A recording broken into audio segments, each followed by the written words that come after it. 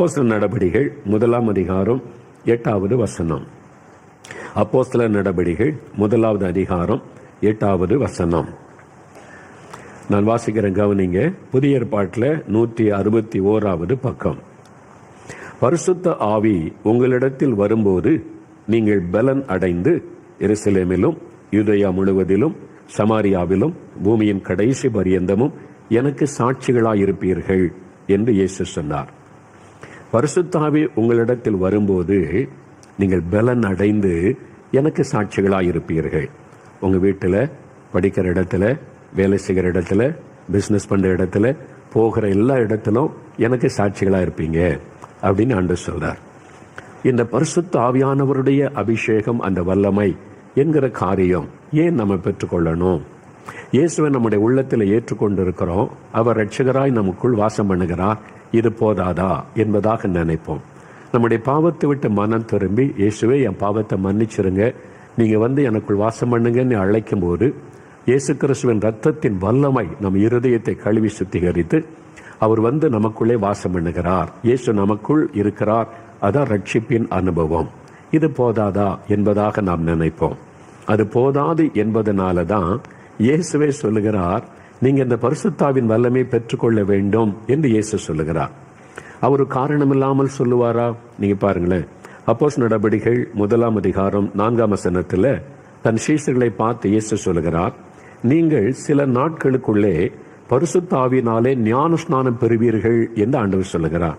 அப்ப இதுவரைக்கும் சீஷர்களுக்குள்ளே பரிசுத்த ஆவியானவர் இல்லையா என்று சொன்னால், பரிசுத்த யோவான் எழுதின சுவிசேஷம் 14 அதிகாரம், யோவான் எழுதின சுவிசேஷம் 14 அதிகாரம் 17 வசனத்துல இயேசு சீஷர்களோடு இந்த பரிசுத்த ஆவியானவரை குறித்து பேசும் பொழுது, நான் போய் வேறொரு தேற்றரவாளனாகிய பரிசுத்த ஆவியை உங்களுக்கு அனுப்புவேன், அவரை நீங்க பெற்றுக்கொள்ளணும்னு சொல்லிட்டு, அவர் உங்களுடனே வாசம் பண்ணி உங்களுக்குள்ளே இருப்பதால் நீங்கள் அவரை அறிவீர்கள். இயேசு சொல்றார், உங்களுக்குள்ள ஒரு வாசம் பண்றாரு, அதனால நீங்க அவரை அறிந்து கொண்டிருக்கிறீங்க அப்படின்னு சொல்லுகிறார் இந்த இடத்துல. அதே இயேசுதான் நீங்கள் இன்னும் சில நாளைக்குள்ளே பரிசுத்தாவினாலே ஞானஸ்நானம் பெற்றுக் கொள்வீர்கள் என்று சொல்லுகிறார். என்னங்க அப்படி அப்படின்னு நினைக்கலாம். பரிசுத்த ஆவியானவர் முதலாவது நாம் இயேசுவை ஏற்றுக்கொள்ளும் போது நம்மை முத்திரை போடுகிறார். அதை seal of the holy spirit என்று பரிசுத்த பவுல் நிருபத்தில் சொல்லும் பொழுது, பரிசுத்த ஆவினாலே முத்திரை போடப்பட்டீர்கள். நாம் முத்திரை போடப்படுகிறோம். ஆவியின் அச்சாரத்தை பெற்றுக்கொண்டீங்க. அது பரிசுத்த seal of the holy spirit. நாம் தேவனுடைய பிள்ளைகள் என்ற முத்திரை போடுகிறார். அது ஆவியானவர் மூலமாக தான் நம்ம ரட்சிக்கப்படுகிறோம். ஆனால் அது போதாது, இன்னொரு அனுபவம் இருக்கிறது. அந்த அனுபவம் என்பது பரிசுத்த ஆவியினால் நிரப்பப்படுகிற ஒரு அனுபவம். அதாவது பரிசுத்த ஆவியினால முற்றிலும் நிரப்பப்படுகிற ஒரு அனுபவம். அதுதான் பரிசுத்த ஆவியினாலே ஞான ஸ்நானம் பெற்றுக்கொள்வது, பரிசுத்த ஆவியினாலே நிரப்பப்படுவது என்பதாக வேதத்திலே சொல்லப்பட்டிருக்கிறது. இயேசுவே சொல்லுகிறார். அதனாலதான் 5 வசனத்துல, அப்போஸ்தலர் 1 அதிகாரம் 5 வசனத்துல, பிதாவின் வாக்குத்தத்தத்தை நிறைவேற காத்திருங்கள். நீங்க அவசரப்பட்டு போயிடாதங்க, இந்த வல்லமையினால் அபிஷேகத்தை நீங்க பெற்றுக்கொள்ளணும். ஏன் பெற்றுக்கொள்ளணும் என்பதுதான் அந்த 8 வசனத்துல சொல்லுகிறார். பரிசுத்த ஆவி உங்களிடத்தில் வரும்போது நீங்க பலன் அடைவீங்க, அதுக்கு பிறகுதான் நீங்க சாட்சியா இருக்க முடியும் என்பதாக சொல்லுகிறார். இயேசு கிறிஸ்து கூட இருக்கும்போது கூட அவங்க ஆண்டவர் கூடவே இருக்கிறார், கூடவே நடக்கிறார், கூடவே வச்சிருக்கிறார். ஆனால் அவங்களுடைய வாழ்க்கையில நிறைய பின்மாற்றங்கள், தோல்விகள், ஜெபிக்க முடியாம எல்லாம் காணப்பட்டது. இயேசுவுக்கு தெரியும், பரிசுத்த ஆவியானுடைய வல்லமை வந்த பிறகு இவங்களுடைய லைஃபே சேஞ்ச் ஆயிரும்னு இயேசு அறிந்திருந்ததுனாலதான் பொறுமையா அவங்களை வழி நடத்தி கொண்டே வந்தார். இப்போ பரிசுத்த ஆவியானுடைய வல்லமை, அந்த பரிசுத்த ஆவியானவர் வரும்போது என்ன நடக்குமா? நீங்கள் பலன் அடைந்து சாட்சியா இருப்பீங்க. இயேசு கிறிஸ்து பரலோகத்துக்கு ஏறி செல்லும் முன்பாய் கடைசியா சொன்ன வார்த்தை அதுதான். சரி, இந்த பரிசுத்த ஆவியானவர் நமக்குள்ளே வரும்போது என்ன ஆசீர்வாதத்தை தருகிறார் என்றால், இதுல ஒரு காரியம் சொல்லப்படுகிற, பலன் அடைவீர்கள். ஆங்கில வேதாமத்தில் வாசிக்கும் போது ரொம்ப தெளிவாக இருக்கிறது. You shawl receive power. நீங்க வல்லமையை பெற்றுக் கொள்ளுவீங்க. அந்த வல்லமை உங்களுக்கு அவசியம். நீங்க ஒரு சாட்சியான வாழ்க்கை வாழணும், நீங்க சாட்சியா மற்றவங்களுக்கு முன்னால நிக்கணும், நீங்க ஆண்டவருக்கு மகிமையை விளங்க பண்ணணுமானா உங்களுக்கு ஒரு வல்லமை தேவை. அந்த வல்லமை தருகிறவர் தான் பரிசுத்த ஆவியானவர். அதாவது அந்த ஆவியானவர் யார் என்று சொன்னா, வேத புத்தகத்தில் நம்ம வாசிக்கிறோம், கர்த்தரே ஆவியானவர், கர்த்தருடைய ஆவி எங்கே அவங்க விடுதலை உண்டு. அதாவது அவரே பரிசுத்த ஆவியானவராக நமக்குள் வந்து வாசம் பண்ணி நம்மை வல்லமைப்படுத்துகிறார். தேவன் தன்னுடைய வல்லமையை நமக்கு தருகிறார். அதுதான் பரிசுத்த ஆவியானவருடைய வல்லமை. The power of the holy host, power of the holy spirit. பரிசுத்த ஆவியானவர் வரும்போது ஒரு வல்லமை நமக்கு தரப்படுகிறது. என்ன வல்லமை? அதை நம்ம இன்றைக்கு பார்க்க போகிறோம். என்ன வல்லமை? லூக்கா 24:49 இயேசு சொல்லும்போது, உன்னதத்திலிருந்து வரக்கூடிய அந்த பலன், அந்த வல்லமை நீங்க பெற்றுக்கொள்ளணும். அது பரலோகத்திலிருந்து தேவனால் அனுப்பப்படுகிற ஒரு வல்லமை. அந்த பரிசுத்த ஆவியானவர் நம்மை நிரப்பும் போது பரலோகத்திலிருந்து வரக்கூடிய ஒரு வல்லமையினால் நம்ம நிரப்பப்படுகிறோம். தேவன் வல்லமை உள்ளவர். இயேசு சர்வ வல்லமுள்ள தேவனாய் உலாவிக் கொண்டிருந்தார். இப்ப நாம் இந்த உலகத்திலே வாழுகிறோம். நமக்கு அந்த வல்லமை தேவை என்றுதான் தேவன் தன்னுடைய வல்லமையை பரிசுத்தாவினர் மூலமாய் நமக்குள்ளே பொழிந்தருளுகிறார். அப்ப அந்த பரிசுத்தாவினால் நிரப்பப்பட்டு விட்டால் நம்ம வல்லமை உள்ளவர்களாய் காணப்படுவோம். நமக்கு எதுக்கு இந்த வல்லமை தேவை அப்படின்னு சொன்னீங்கன்னா, இந்த பரிசுத்தாவினர் கொடுக்கிற வல்லமை என்னது என்றால் 3 காரியம். நல்லா அறிந்து கொள்ளுங்க. 3 எளிமையான காரியம், நம்முடைய அனுதின கிறிஸ்தவ வாழ்க்கை அவசியமான காரியம். அதை நான் உங்களுக்கு சொல்லி ஜெபிக்க போகிறேன். முதலாவது, பாவத்தை மேற்கொள்ளக்கூடிய வல்லமை. பரிசுத்த ஆவியானவர் நமக்குள்ளே வரும்போது என்ன வல்லமை? அது பாவத்தை மேற்கொள்ளக்கூடிய வல்லமையை பரிசுத்த ஆவியானவர் நமக்கு தருகிறார். ஏனென்றால் நம்முடைய அனுதின வாழ்க்கையில நம்ம இயேசுவை ஏற்றுக்கொண்டு ரட்சிக்கப்பட்டிருந்தாலும் நம்ம வேலை செய்கிற இடத்துல நமக்கு சோதனை, இருக்கிற வீட்டுக்குள்ள சோதனை, படிக்க போகிற இடத்துல சோதனை, பாவ சோதனை, நம்ம இடத்துல எத்தனையோ விதமான பாவ போராட்டங்களை சந்திக்கிறோம். நம்ம கையில் வச்சிருக்கிற செல்போன் மூலமா சோதனை. அதனால எந்த பாவத்தை வேண்டாம் என்று அறிக்கை செய்து விட்டோமோ அதே பாவம் திரும்ப சிலரை மேற்கொண்டு விடுகிறது. அதனால நான் ரட்சிக்கப்பட்டாலும் பரிசுத்தமா வாழ முடியலையே என்று தவிக்கிற அநேக மக்கள் உண்டு. அப்ப நான் ரட்சிக்கப்பட்டுட்டேன், இயேசுவை ஏற்றுக்கொண்டேன், ஆனாலும் இந்த பாவத்துல நான் வீழ்ந்து விடுகிறேன். சில நேரம் இந்த பாவத்திலே தவறி விடுகிறேன். சில நேரம் என் கண்களை பரிசுத்தமா காத்துக்கொள்ள முடியல, என் சிந்தனையில பரிசுத்தமா இருக்க முடியல. திடீர்னு வாயில நான் பரிசுத்தமா பொறுமையா இருக்க முடியாம கோபமான வார்த்தை வந்து விடுகிறது. நான் பரிசுத்தமா இருக்கணும்னு தான் நினைக்கிற முடியலையே.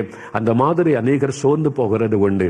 இதெல்லாம் ஆண்டவர் அறிந்துதான் இந்த பாவம் நிறைந்த உலகத்துல, பாவ சூழ்நிலையில நீங்க பரிசுத்தமா வெற்றி உள்ள ஒரு வாழ்க்கை வாழுவதற்கு உங்களுக்கு ஒரு வல்லமை தேவை. உங்களுடைய சொந்த பலத்தினால உங்களால நீங்க ஜெயித்து பாவ போராட்டங்களை மேற்கொண்டு வாழ முடியாது. அதனால உங்களுக்கு ஒரு வல்லமை தேவை. அந்த வல்லமை தருகிறவர் தான் பரிசுத்த ஆவியானவர். தேவனே தன்னுடைய வல்லமையை நமக்கு தந்து பரிசுத்தமாய் வாழக்கூடிய பலனை, வல்லமையை தந்து விடுகிறார். அதுக்கு தான் பரிசுத்த ஆவியானவர். ஒரு சமயம் மிஷனரி ஊழியத்தில் ஒரு பொறுப்பில் இருக்கிற ஒரு சகோதரரை சந்திக்க நேர்ந்தது. அவரோடு பேசிக் கொண்டிருக்கும் போது அவருடைய அனுபவங்களை நான் கேட்டேன். அவர் சொன்னார், பிரதர், நான் வாலிப வயசுல ரட்சிக்கப்பட்டு விட்டேன். நிறைய பாவ பழக்கங்கள், பாவ காரியெல்லாம் எனக்குள் இருந்தது. ஆண்டவர் அதை உணர்த்தினதுனால நான் மனம் திரும்பி இயேசு ஒப்பு கொடுத்து ரட்சிக்கப்பட்டு விட்டேன். அதன் பிறகு நான் மேடையில பல இடத்துல சாட்சி எல்லாம் சொன்னேன். இந்த மாதிரி பாவத்துல இருந்து இயேசு என்னை ரட்சித்து விட்டார், என் வாழ்க்கையை மாற்றி விட்டார் என்றெல்லாம் பல இடத்துல சாட்சி எல்லாம் சொன்னேன். சில மாதங்கள் கடந்தது. மறுபடியும் அந்த பழைய பாவங்கள் என்னை மேற்கொள்ள ஆரம்பித்தது. என்ன, பாவம் நிறைந்த உலகத்தில் இருக்கிறதுனால அந்த பாவ சோதனைகள், பாவத்தினுடைய பாதிப்புகள் தாக்குகிறது. அதனால சில சமயத்தில் நான் அப்படியே அந்த பாவத்துக்கு நான் இணங்கி போய் விடுகிறேன். அந்த பாவம் என்னை மேற்கொள்ளுகிறது. அதன் பிறகு ஐயோ, நான் பாவம் செய்துட்டேன், ஆண்டவரே என்னை பரிசுத்தப்படுத்தும் ஜெபிக்கிறேன். அப்போ பாவத்தில் விழுவது, ஜெபிப்பது, இதுவே என் போராட்டமாய் மாறிவிட்டது. எவ்வளவு காலம் இப்படியே வாழ்வது? என்னால பரிசுத்தமா வாழ முடியலையே. நான் மறுபடியும் பாவத்துக்குள்ள போயிட்டா, சாட்சியெல்லாம் சொல்லிட்டேன், இனிமே அந்த பாவத்துக்குள்ள நான் போயிட்டேன்னு சொன்னா இயேசுக்கு அவமானம் தானே. ஒன்னு பரிசுத்தமா வாழ்றதும் கஷ்டமா இருக்குது, ஆனா நம்ம சாட்சியை எழுந்துடக்கூடாது. அப்ப எல்லாருக்கும் மத்தியில சாட்சியும் சொல்லிவிட்டேன், அதனால மரித்து போறது நல்லது. இந்த மாதிரி ஆண்டவருடைய நாமத்திற்கு ஒரு தூஷணத்தை கொண்டு வருவதை விட நான் மரித்து போயிட்டா நல்லது. ஆண்டவரே என்னை எடுத்துக்கொள்ளுங்க, என்னால் இந்த உலகத்துல பரிசுத்தமா வாழ முடியல, என் பாவத்தை விட்டுட்டேன், மனம் திரும்பிட்டேன், ஆனா தொடர்ந்து பரிசுத்தமா வாழ்றது பெரிய கஷ்டம், அதனால என்னை இந்த உலகத்தை விட்டு எடுத்துக்கொள்ளுங்கன்னு நான் ஜெபிக்க ஆரம்பிச்சிட்டேன்னு சொன்னார். பார்த்தீங்களா அவருடைய ஜெபம்? அவருக்குள்ள என்ன பரிசுத்தமா வாழ தாகம் இருந்தது, ஆனா முடியல. அதுக்காக ஜெபித்த போது ஆண்டவரோட எடுத்துக்கொண்டாரா? இல்லை. ஆண்டவர் சொன்னார், என் ஆவியினால் உன்னை அபிஷேகம் பண்ணுகிறேன். ஆவியானவர் உனக்கு வெற்றி உள்ள ஒரு வாழ்க்கையை தருவார், பாவத்தை மேற்கொள்ளக்கூடிய வல்லமையை தருவார், நீ பரிசுத்தமாய் வாழ உனக்கு வல்லமை தருவார் என்று ஒரு நாள் அவருடைய வீட்டுல கண்ணீரோடு அதுக்காக ஜெபித்தாராம். ஒன்று எனக்கு பரிசுத்தம் தாங்க, அல்லது எடுத்துக்கொள்ளுங்க அப்படின்னு ஜெபித்த போது தேவன் தம்முடைய பரிசுத்த ஆவியை ஊற்றினார். அந்த அறைக்குள்ளே பரிசுத்த ஆவியில நிரம்பி அந்நிய பாஷையை பேச ஆரம்பித்தார். அப்படியே தேவனுடைய வல்லமை அக்னியாய் அவருக்குள்ள இறங்கினது. ஒரு புதிய அனுபவம். பல நிமிட நேரம் ஆண்டவரை துதிக்கிறார், புதிய பாஷைகளை பேசுகிறார், மகிழுகிறார். ஒரு பெரிய சந்தோஷம் உண்டானது. அவர் சொன்னார் என்னை பார்த்து, பிரதர், அதுக்கு பிறகு என் ஆவிக்குரிய வாழ்க்கையை மாறிவிட்டாரு. இப்ப எனக்கு பயம் இல்லை, கலக்கம் இல்லை. பாவ சோதனை வந்தாலும் நான் அதை மேற்கொள்ளுகிறேன். ஆண்டவர் எனக்கு பலன் வல்லமை தந்திருக்கிறார். பாவ சோதனை வருது, சில சமயத்துல அந்த மாதிரி பாவ போராட்டம் வருது. நான் பரிசுத்த ஆவிக்குள்ள நிரம்பி ஜெபிக்கும் போது ஆண்டவர் அந்த கிரியைகளை எல்லாம் உடைத்தெறிந்து எனக்கு வல்லமை கொடுத்து பரிசுத்த பாதையிலே நடத்துகிறார். இன்றைக்கு பாவத்தை மேற்கொள்ளக்கூடிய வல்லமையை கர்த்தர் தந்திருக்கிறார் என்று மகிழ்ச்சியோடு கூட கூறினார். அதுக்கு தான் ஆண்டவர் உங்களுக்கு இந்த பரிசுத்தாவின் வல்லமை உனக்கு அவசியம் மகனே, மகளே, உனக்கு அவசியம். நீ அதிகமா ஜெபிக்கணும், வசனத்தை தியானிக்கணும், ஆண்டவரோடு நெருக்கமா வாழணும். இந்த உலகத்தின் பாவங்களினாலே கரைப்பட்டு விடாதபடி நீ இந்த பாவம் நிறைந்த உலகத்தில் இருந்தாலும் பரிசுத்தமாய் வாழ உனக்கு ஒரு வல்லமை வேண்டும். ஒரு சொந்த பலத்தினால முடியாது என்று எனக்கு தெரியும். அதனால என்னுடைய ஆவியை உனக்கு தருகிறேன் என்றுதான் ஆண்டவர் தம்முடைய பரிசுத்த ஆவியை நமக்கு தருகிறார். அதற்கு இந்த பரிசுத்தாவின் அபிஷேகம் அவசியம். அப்ப பரிசுத்தாவில நிரம்பி நம்ம ஒரு பெற்றுக்கொண்டாம பாவமே செய்ய முடியாதா நினைக்கலாம். அப்படி பைபிள்ல சொல்லப்படவில்லை. நீ அபிஷேகத்தை அந்நிய பாஷை பேசிட்ட பாவமே செய்ய முடியாது என்று சொல்லப்படவில்லை. ஆனா நம்ம என்ன செய்யணும்? அனுதினமும் பரிசுத்தாவில நிரம்பி ஜெபிக்க வேண்டும். நாம் பாவம் நிறைந்த உலகத்தில் இருக்கிறோம். பாவ சோதனை எனி டைம் நம்முடைய வாழ்க்கையில வரலாம். எந்த சூழ்நிலையிலும் நம்மை பாவத்துக்குள்ளே வீழ்த்தக்கூடிய பாவ சோதனைகள், நெருக்கங்கள் வரலாம். அப்ப அந்த நேரத்தில் நமக்கு உதவி செய்ய ஆவியானவர் நமக்கு இருக்கிறார். அதனாலதான் பாருங்க, நான் தினந்தோறும் அதிகாலையில எழும்பி 44-45 வருஷமா ஊழியத்தில் இருக்கிறேன். இன்றைக்கு அதிகாலை எழும்பி வசனத்தை தியானித்து பரிசுத்தாவிக்குள்ளே நிரம்பி ஜெபிக்கிற அந்தன்றைக்கு ஆண்டவரே, இன்னைக்கு எனக்கு என்ன சோதனை வரும், என்ன பாவ போராட்டம் வரும், என்ன மாதிரி கண்ணிகளை சாத்தான் வைத்திருக்கிறான் எனக்கு தெரியாது.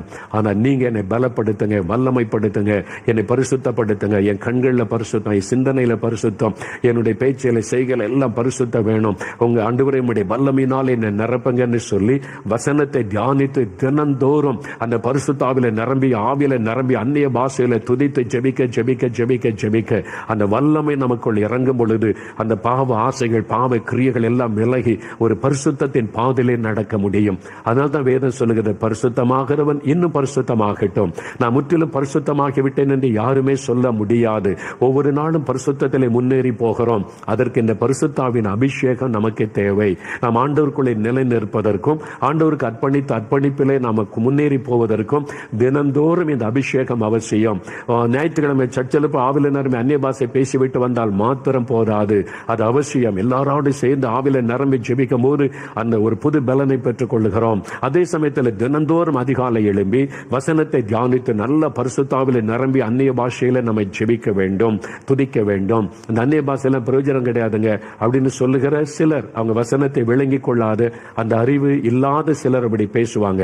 ஆனா 1 கொரிந்தியர் 14:4 வாசிக்கும் போது, அந்நிய பாஷையில் பேசுகிறவன் தனக்கே பக்தி விருத்தி உண்டாக பேசுகிறான். ஆவில நிரம்பி அந்நிய பாஷையில நீங்க பேச பேச பேச பேச உங்களுடைய பக்தி விருத்தியாகும், பரிசுத்தம் விருத்தியாகும், வல்லமை விருத்தியாகும். உங்களுக்குள்ள ஆவிக்குரிய வல்லமை அப்படியே விருத்தியாகி பலம் உள்ளவர்களா மாறுவீங்க. ஆனால் உலகத்திலே பெரிய திருச்சபை ஸ்தாபித்த டாக்டர் பாலியங்கச்ச சொல்லுகிறார், தினந்தோறும் அதிகாலையில் எழும்பி 1 மணி நேரம் அந்நிய பாஷையிலேயே தேவனை துதித்து ஜெபித்துக் கொண்டிருப்பாராம். அதனால பரிசுத்தாவிலே நிறைந்து அப்படி அந்நிய பாஷையிலே துதிப்பது, ஜெபிப்பது, பாடுவது, அந்த ஆவியானுடைய நிறைவிலே நாம் இருக்கும் போது பாவத்தை மேற்கொள்ளக்கூடிய பலன், வல்லமையை ஆவியானவர் தருகிறார். அதற்கு இந்த அபிஷேகம் அவசியம். 2வது, இந்த பரிசுத்தாவின் வல்லமை என்ன வல்லமை? 2வது, நாம் இந்த உலகத்தில் வாழும்போது நிறைய பிரச்சனைகளை சந்திக்கிறோம். இல்ல குடும்பத்துல பிரச்சனை, வேலை செய்யற இடத்துல பிரச்சனை, பிசினஸ்ல பிரச்சனை, ஊழியம் செய்த ஊழியத்துல பல மடங்கு பிரச்சனைகள், இந்த போராட்ட பிரச்சனைகளை சந்திக்கிறோம். அப்ப பிரச்சனைகள் நிறைந்த உலகத்துல நம்ம வாழ்கிறோம். அதனால இந்த பிரச்சனைகள் வழியாகத்தான் நம்ம கடந்து போக வேண்டும். நிறைய பேர் இந்த பிரச்சனையில சோர்ந்து போவாங்க. என்ன ஐயா வாழ்க்கையில் ஒரே போராட்டமா இருக்கு, பிரச்சனையா இருக்குன்னு சொல்லி. அப்போ இந்த பிரச்சனைகள், போராட்டங்களை மேற்கொள்வதற்கு ஒரு வல்லமை தேவை. அந்த வல்லமை தருகிறவர் பரிசுத்த ஆவியானவர். பாவத்தை மேற்கொள்ளக்கூடிய வல்லமை மாத்திரம் அல்ல, நாம் அனுதின சந்திக்கிற பிரச்சனை, போராட்டங்களை மேற்கொள்ளக்கூடிய வல்லமையை ஆவியானவர் நமக்கு தருகிறார். யோவான் 16:33 வாசிக்கும் போது இயேசு என்ன சொல்றார் பாருங்க, உலகத்தில் உங்களுக்கு உபத்திரமும் உண்டு. இயேசுவே சொல்றார். நீ பைபிள்ல பாருங்க, யோவான் 16:33 உலகத்தில் உங்களுக்கு உபத்திரமும் உண்டு. அப்ப கிறிஸ்தவ வாழ்க்கைன்னா உபத்திரம் இல்லைன்னு, உபத்திரம் உண்டு. இயேசுவை எப்ப பின்பற்ற ஆரம்பிக்கிறோமோ நீங்க உபத்திரத்துக்குள்ள வந்துட்டீங்கன்னு அர்த்தம்.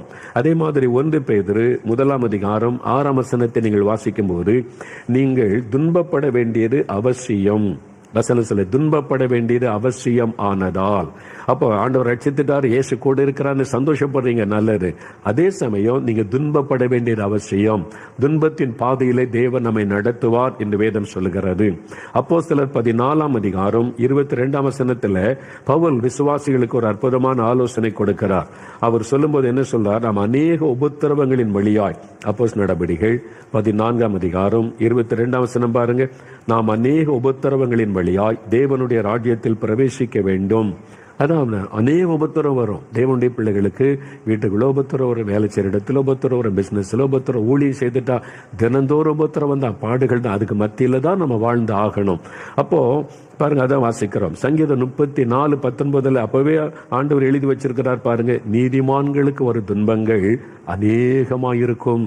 நீங்க எப்ப ரட்சிக்கப்பட்டு இயேசு ரத்தத்தினால் கழுவப்பட்டு நீதிமான்களா மாறிட்டீங்களோ, நீதிமான்களுக்கு ஒரு துன்பங்கள் அநேகமாயிருக்கும் என்று வசனத்தில் சங்கீதம் 34:19 பார்க்கிறோம்.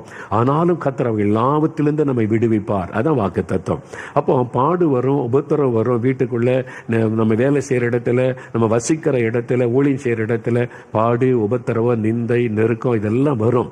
இதை சந்தித்து தான் ஆகணும். இது வழியாகத்தான் ஆண்டவர் நடத்துவார். இல்லை எனக்கு பாடுலாம் வேண்டாம், உபத்திரம்லாம் வேண்டாங்க, எனக்கு இதெல்லாம் ஒண்ணு வேண்டாம் அப்படின்னு சொல்லிட்டா பரலோகமே எனக்கு வேண்டாம்னு சொல்ற மாதிரி. என்ன அப்படித்தானே பவுல் சொல்ல, அநேக உபத்திரவங்களின் வழியாய் பரலோக ராஜ்யத்துல நம்ம பிரவேசிக்கணும். அது உபத்திரவம் நிறைந்த பாதை தான். அதனால இது இல்லாம கிறிஸ்துவ வாழ்க்கை கிடையாது. ஆனா அதுக்கு மத்தியில நம்ம சந்தோஷமா இருப்போம், அதுக்கு மத்தியில நம்ம மகிழ்ச்சியா இருப்போம், அதுக்கு மத்தியில நம்ம சோர்ந்து போக மாட்டோம், கலங்க மாட்டோம், பயப்பட மாட்டோம், மகிழ்ச்சியா இருப்போம். அதுக்கு ஒரு பலன் தேவை. அந்த பலனை தருகிறவர் பரிசுத்த ஆவியானவர். அதுதான் பரிசுத்த ஆவியானவர் கொடுக்கிற ஒரு வல்லமை. பிரச்சனைகளை மேற்கொள்ளக்கூடிய வல்லமை, பிரச்சனைகளுக்கு மத்தியில சந்தோஷமா இருக்கக்கூடிய வல்லமை, பாடுகளுக்கு மத்தியில மகிழ்ச்சியாய் சமாதானமாய் இருக்கக்கூடிய வல்லமை, அது பரிசுத்த ஆவியானவர் தான் நமக்கு தர முடியும். ஒரு உதாரணம் பாருங்க. அப்போஸ்தலர் நடபடிகள் 12 எடுங்க. அப்போஸ்தலர் 12 வேத புஸ்தகத்துல அப்போஸ்தலர் 12 அதான் 179 பக்கம், புதிய ஏற்பாட்டில் 179 பக்கம் பாருங்க. ஏரோது ராஜா ஆட்சி பண்ணி கொண்டிருக்கிறாரு. அவர் கிறிஸ்தவர்களுக்கு விரோதமாய் செயல்படுகிறார். கிறிஸ்தவ ஊழியக்காரராக இருந்த யாக்கோபை கொலை செய்துட்டார். அவர் ஒரு தப்பும் பண்ணல, அரசாங்கத்துக்கு ஒரு பேசல, கலவரம் பண்ணல, திருடல, கொலை செய்யல. என்ன செய்தார்? இயேசுவை எல்லாருக்கும் அறிவிச்சார், அவ்வளவுதான். இயேசுவை அறிவிக்கிறது ஒரு குற்றமா? அந்த நாட்கள் அவங்க சர்வாதிகார ஆட்சி பண்ணாங்க, ரோமருடைய ஆட்சி. அதனால அவங்க சீசரை தான் கடவுள்னு சொல்லணும், வேற யாரும் கடவுள்னு சொல்லக்கூடாது. அந்த மாதிரி லார்டுன்னு சீசரை தான் அழைப்பாங்க.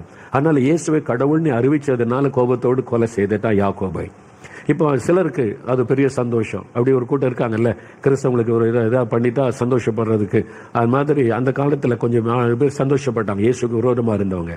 உடனே பேதுரு இப்படி ஜெயிலில் வச்சுட்டார். ஜெயிலில் வச்சுட்டு பேதுருவையும் தலையை துண்டித்து கொலை செய்திருவாங்க. அந்த நாட்களில் பேதுருவையும் கொலை செய்ய தீர்ப்பு கூறிட்டார். இந்த ஆள் இயேசு பற்றி அறிவிக்கிறாரு, வேற ஒருத்தர் கடவுள்னு சொல்றாரு, இயேசுன்றவரை கடவுள் சொல்றாரு, இவரை தலையை வெட்டி என்ன கொந்தவர்னு தீர்ப்பு கூறிட்டார்.